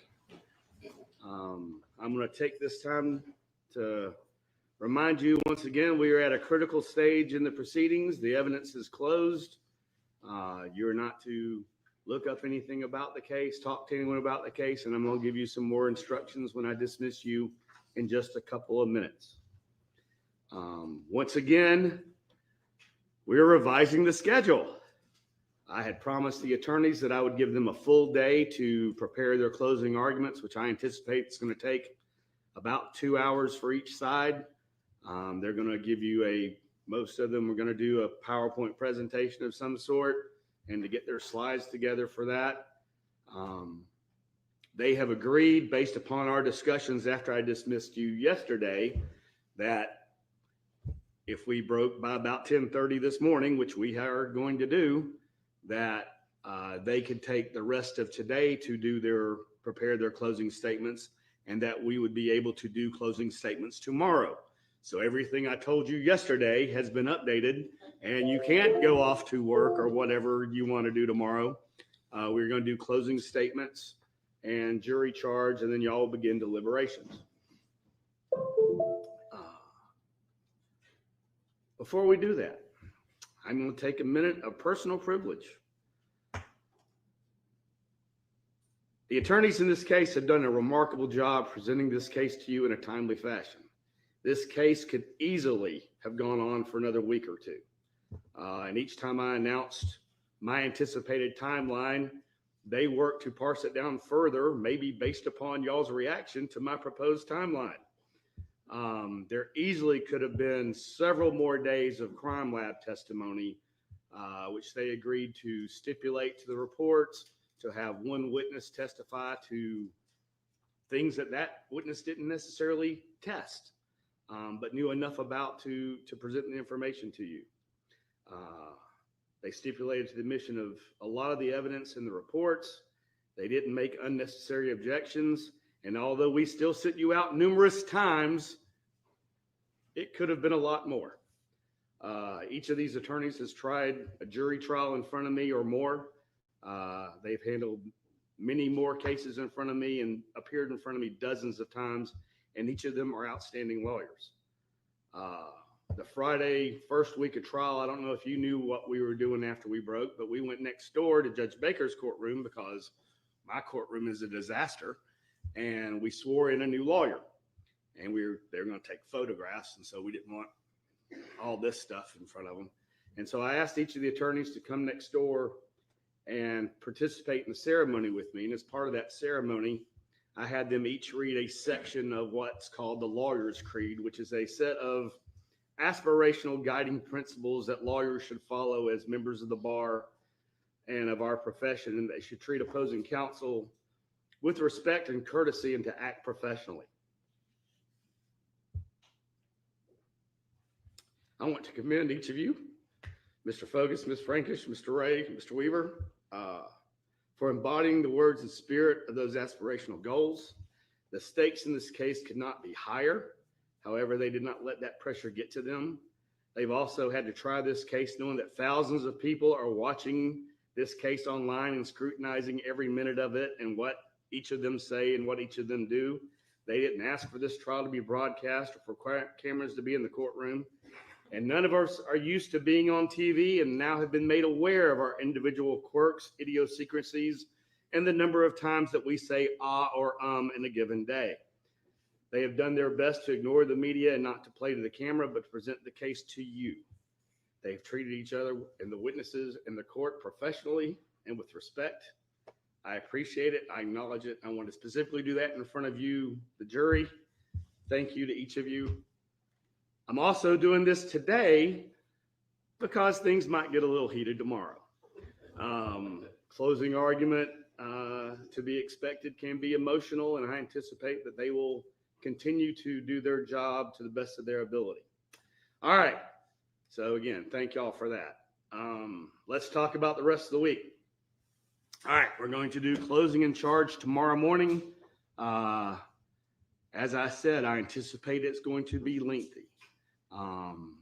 The case I tried right before I started with you, I had 3 defendants and the state, and each of them took an hour in that case. Because this is a murder case, I'm going to give each side 2 hours. But using that as my guide, by the time we got started, by the time we took breaks throughout each of their closing statements, and by the time I gave the charge to the jury, it was 2:30. And the jury had not eaten lunch. So we're not going to do that again.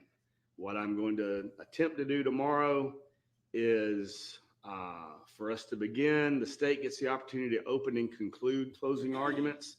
So the state will begin. They may go 30 to 45 minutes to start with. Then I'll let Mr. Ray or Mr. Weaver go for about an hour. They may want to split up their closings. I'm going to get the lawyers. Sometimes judges get caught up and only let one lawyer talk. I'm going to let whoever wants to talk on their side talk as much as they want, or not as much as they want, but I'm going to limit it to about 2 hours.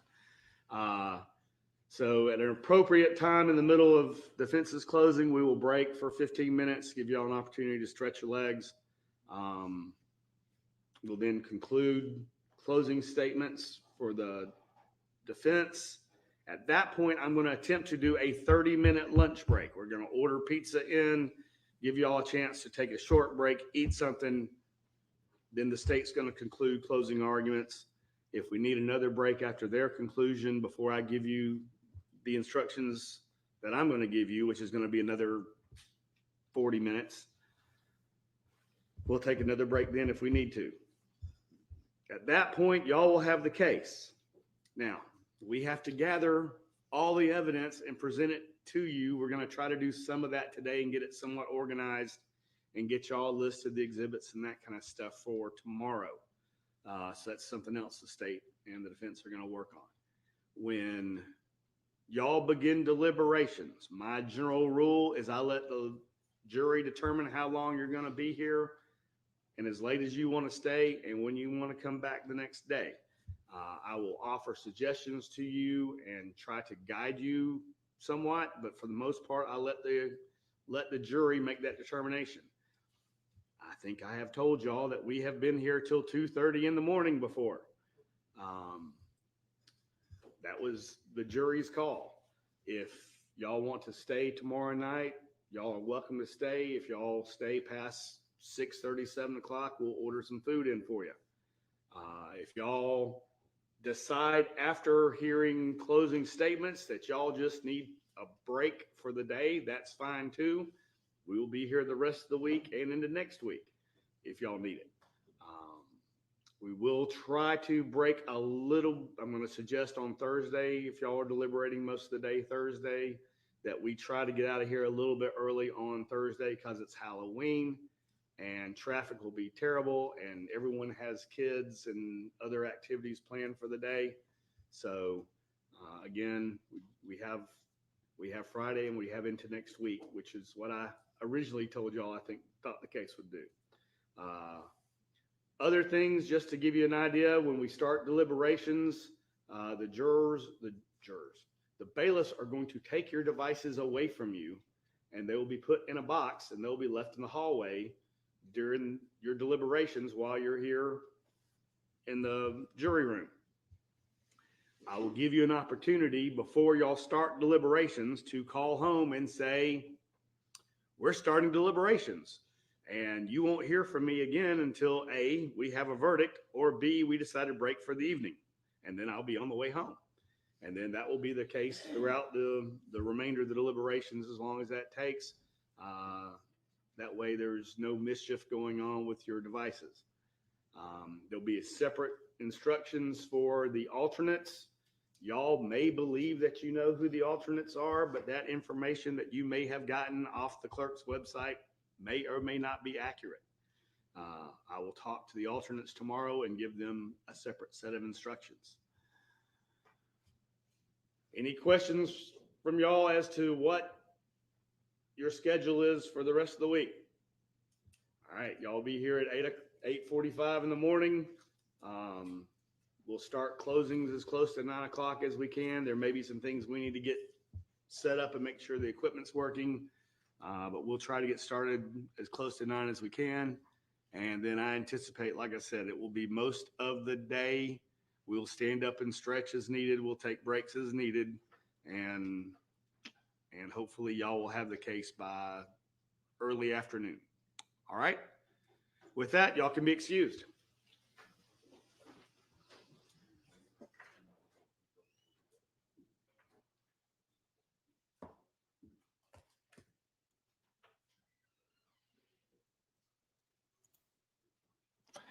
I'm waiting to see what Miss Thing looks like. She looked pretty freaking emotional. Where's Alan?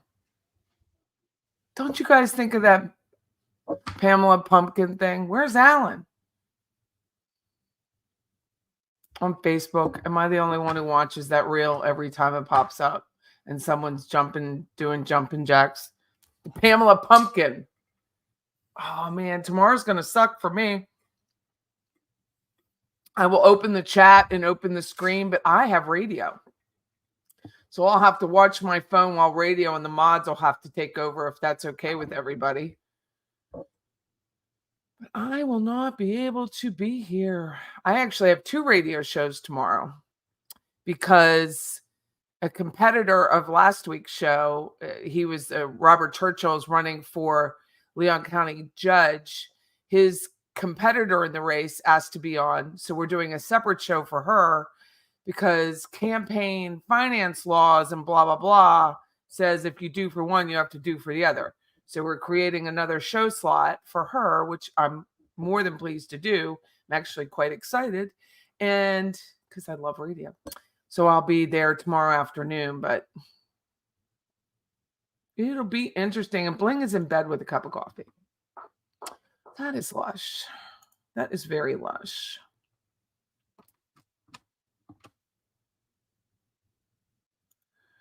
Kimber says Melody knows she's done. She has shrunk into the chair 3 inches. I know. I make fun of her, but this is Melody. And now she's like that. Melody will have to stand when she goes to the big house. I know, that poor family. But now the family can watch. So evidence is closed. The state has rested. No rebuttal. I can't believe they're not rebutting and driving this shit home. But he is releasing the Judge Cannon got emotional, man. He's releasing them today. I think it was a lot of stress because it's on camera and it's little tiny Cherokee County Courthouse. Hold on one second.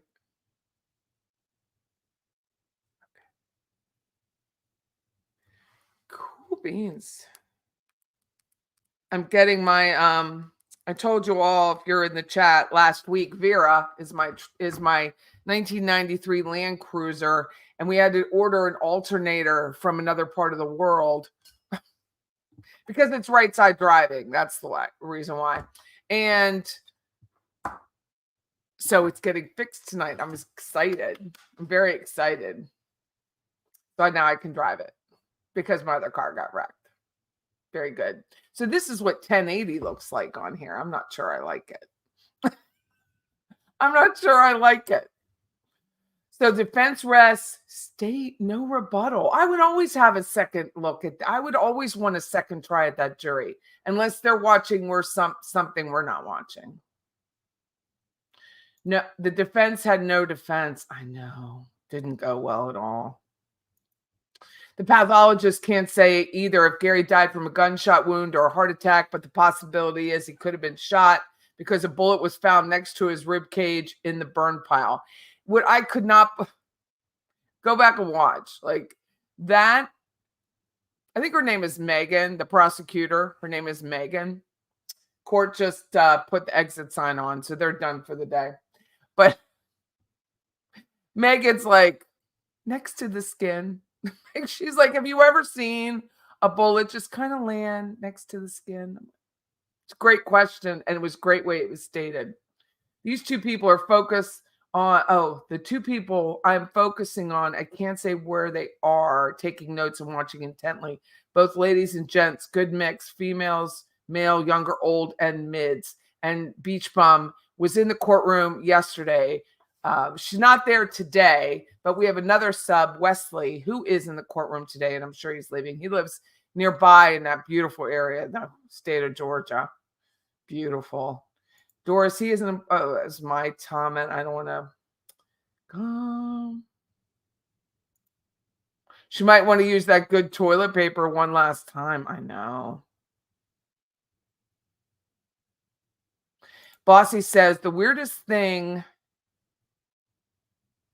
about this case to me is how matter of fact almost every single witness was, except for Amanda, about the dad winding up on the burn pile.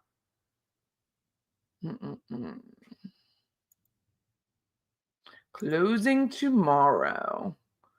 Judge was really taking his. I'm glad he talked like that. I mean, he does show that he's a real guy, which we can kind of tell with the lack of tie and just hanging out, and he's very relaxed. I think if I were a judge, I would be like, I would let the jury kind of control some of it. I don't know if I'd be so loosey-goosey with the jury. I think he just presents it in a very casual manner, which is kind of off-putting after Judge Everett. Because Judge Everett here in the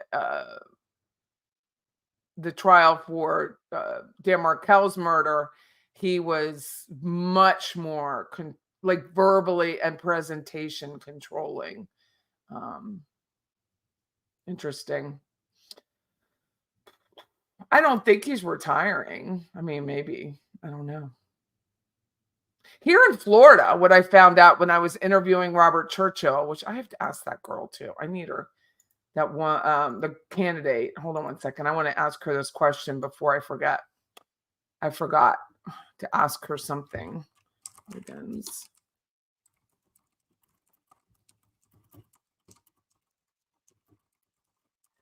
I have always asked a list of questions that they want, especially with a judge, because there's only so many questions I can ask. Because judges, when they're running for judge in the state of Florida, the statute says they're not allowed to discuss cases. So I'm like, I had to remember to ask her for a list of questions. Beach Bum says she likes Judge Cannon. He's very personable. Lori Keith, the defense is hoping that this guy can cause one juror to have doubt, and that would lead to a not guilty verdict or a mistrial. She knows that's not going to happen. She didn't just start bawling right there, not bawling, but like tearing up, knowing that. Nothing says, I think the judge is having health issues. Poor guy.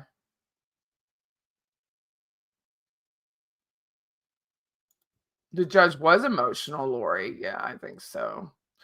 Detective Madkin wants to know why judge is emotional. I think it was the new attorney being sworn in, knowing how stressful it is to be on camera, having everything that you say and do be scrutinized by the people watching you. I haven't looked at the chat for long crime, and we all know how people can be on there. So every time I see the judge, bossy Texas chick says, I think of the Wizard of Oz. He just reminds me of the man behind the curtain. Rosemary points out the obvious and says some cases don't even have a body. I know that, Arden. And the state can still prove that a homicide occurred. Well, clearly it occurred. I mean, this is just nuts, but $6,600, they should have paid double and got a better expert. He choked up. I think he choked up because of the stress. They're not used to being on camera there.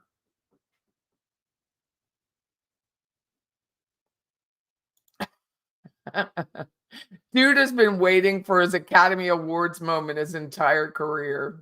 It's a lot. I know. I mean, I can only say for myself.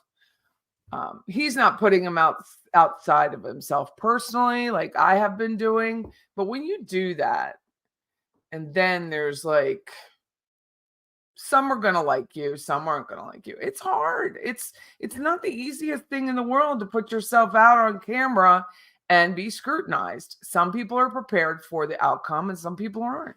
It's hard, and you don't want it to sway. But I think it's so important for the court system and the justice system, which is why I'm absolutely really disgusted about the Delphi murder. I mean, she is just outrageous, that judge. It's just, she is trying to control everything and thereby controlling nothing. It's not going to change the outcome. And I don't know. You brought in another jury. You do everything, and now you don't even let people take a piss. I mean, it's just ridiculous what that lady's doing. 2 hours for closing, but they didn't even, Debbie Gibby's pointing that out, 2 hours for closing, but they didn't even have a rebuttal. I don't think they're going to need 2 hours. I think she's just offering 2 hours.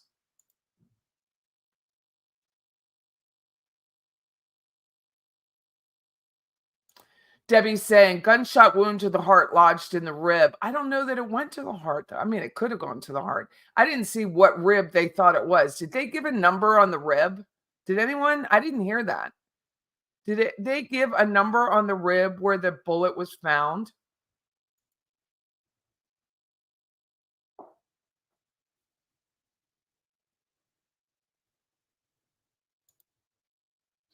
Georgia just convicted Leilani Simon, and they found the body, but did not know exactly how she killed him. Just awful.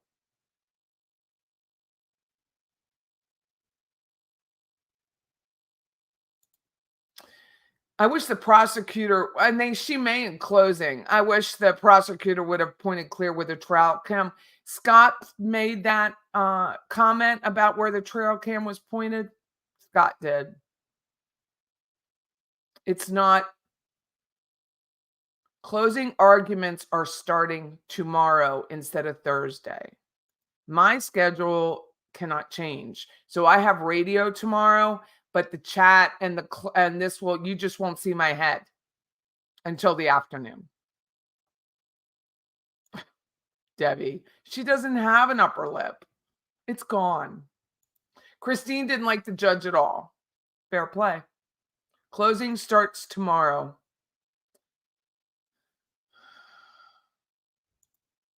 Debbie Martin said it would have been good to take juror questions with this kind of judge. You'd think he would do that. They do allow for it, I believe, in Georgia. They do allow for it in Florida. And I know in Catherine Magbanua's trial, and then the joint trial with Magbanua and Sigfredo. They allowed questions, but Everett did not. He says it's ripe for an overturn. And look, here we are. We don't have that whole thing is a mess. Doris said his voice definitely cracked and he gained composure. Claudia likes the judge. I liked him. There was nothing not to like about him. Melody looks different in person in her facial expressions, maybe humbled, scared, or withdrawn, or I say all of the above. Tater, Maestro's giving you advice. Try opening it in an incognito tab, then you'll know if it's the browser or your account. Good point. Good morning, Carolyn A. We are about done. I have to go. I'm going to the doctor's. I may thank you, like Michelle points out. Thank you to the subs in the courtroom. It's just amazing. It's just amazing. If I can get Wesley on StreamYard today or Beach Bum, I'll reschedule. I don't have anything the rest of the day because I was expecting court all day. I'm sure I could do my schoolwork though. You know what I'm saying? The judge does talk a lot. Bossy Texas chick. You do have incognito. Bossy Texas chick. Why don't you email me and I can help you point out your incognito? If you go to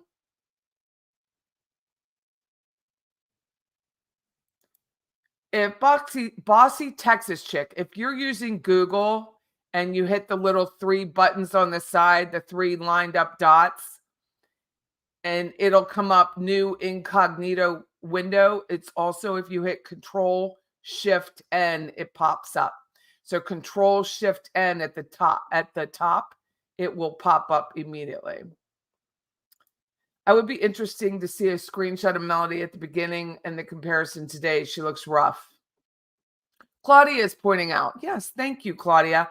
320 watching and only 129 hit likes. Well, today we have 71 on Twitter. Thank you, Murder by Maestro, for helping me with that and telling me to put it on Twitter. I've thought about putting it on Facebook, but then I'm like, I really don't want to deal with Facebook. Facebook is not always my friend.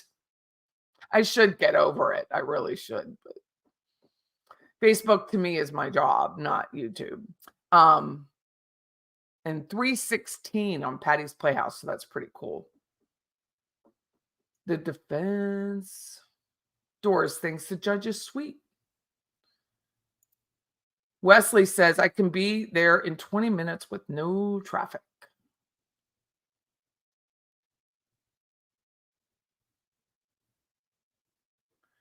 You were coming back tomorrow, Tater. Coming back tomorrow.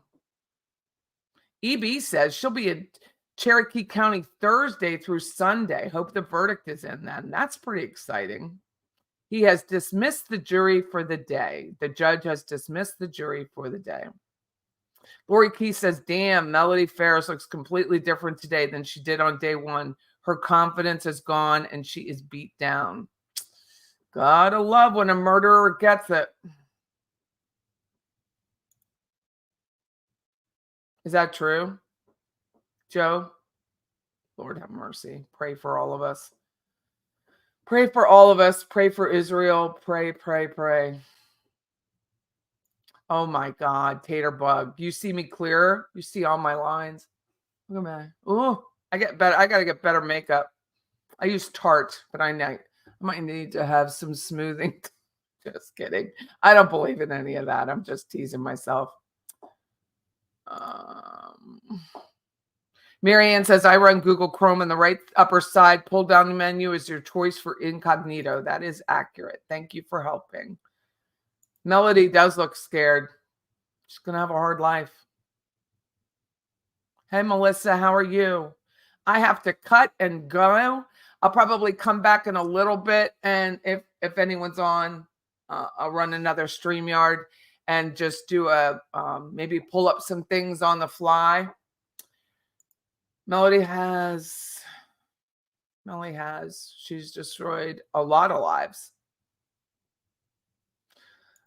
Wesley says the benches are hard as a rock. It's funny. It's true though.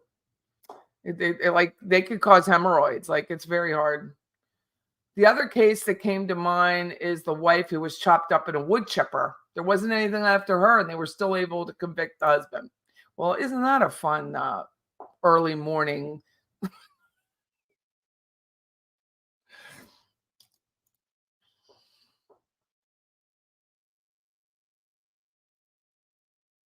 I was waiting for Sarah Boone to start turtling according to the behavior panel. That's what they do when they know their goose is cooked, but she sat upright the entire time. She really did have amazing posture. Sarah Boone had amazing steel rod posture. Melody is turtling. That's a great term. I'm using it and stealing it. Good gosh, Jam Cracker.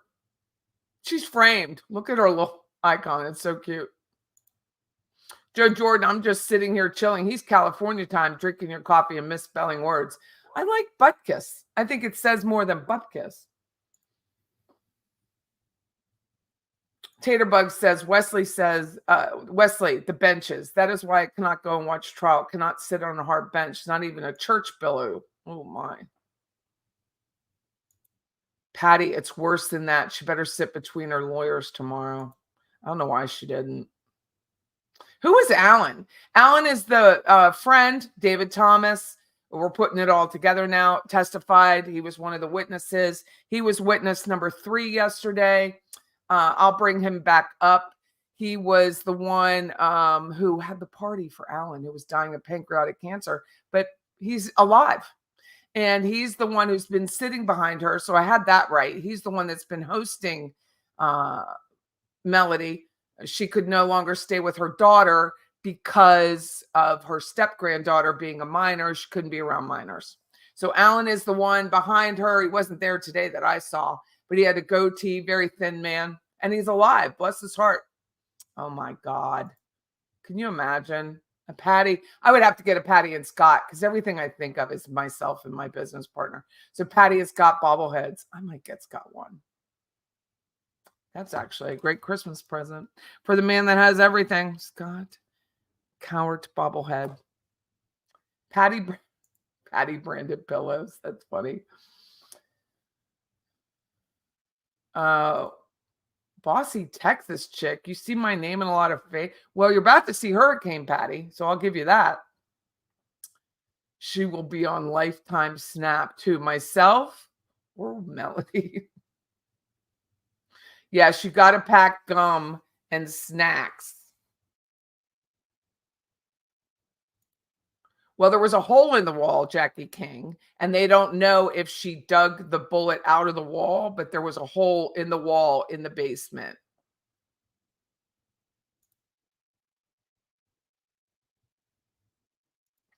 Wesley says the ADA, Assistant District Attorney, got her hair trimmed since you saw her yesterday. She's a pretty girl. She's a pretty girl. Georgia Peach says, I would have brought Rusty back and caught him in his lies. I would have had a rebuttal just to have the rebuttal. I don't understand that strategy. Beach Mom is not in the courtroom today, but Wesley was. Oh, Rosemary, full of compliments. Thank you so much. My hair looks great today. I just picked it out like a pick, like the old-fashioned picks. Pick and tease. I go, wah, to my hair. I know y'all love Martha Jane so much, but I have a feeling that her last-minute testimony, that is going to be a strong appellate issue. It could be. I just never know anymore. I trust nothing. Where did the gun go? Marianne says. Was Gary carrying a bullet per the defense? Don't have an answer. Patty, that's why I made the statement they don't have good bupkis, which means goat droppings. Oh, I didn't know that. I have to run. I have to go to my doctor appointment for refill on my prescriptions. So I will catch you all later. Thank you so much to the best subscribers. I have some stars. Thank you, Debbie. Very kind of you. Love you, Patty, getting us all together and all the fun in spite of the tragedy. Nancy, who gifted 5 memberships. I hope you guys enjoy your memberships. Thank you so much. And then True Crime Girl. Thank you for your coverage and a great chat. That's very kind. Very, very kind, everyone. I hope you hit the like. I hope you hit the subscribe. We're over 4,700 right now. It's just absolutely the thrill of my life. You have no idea how much I enjoy being on here with you and talking about crime. But I must run. Hopefully I'll be on a little bit later today. I do have some time. And thank you again. See you soon.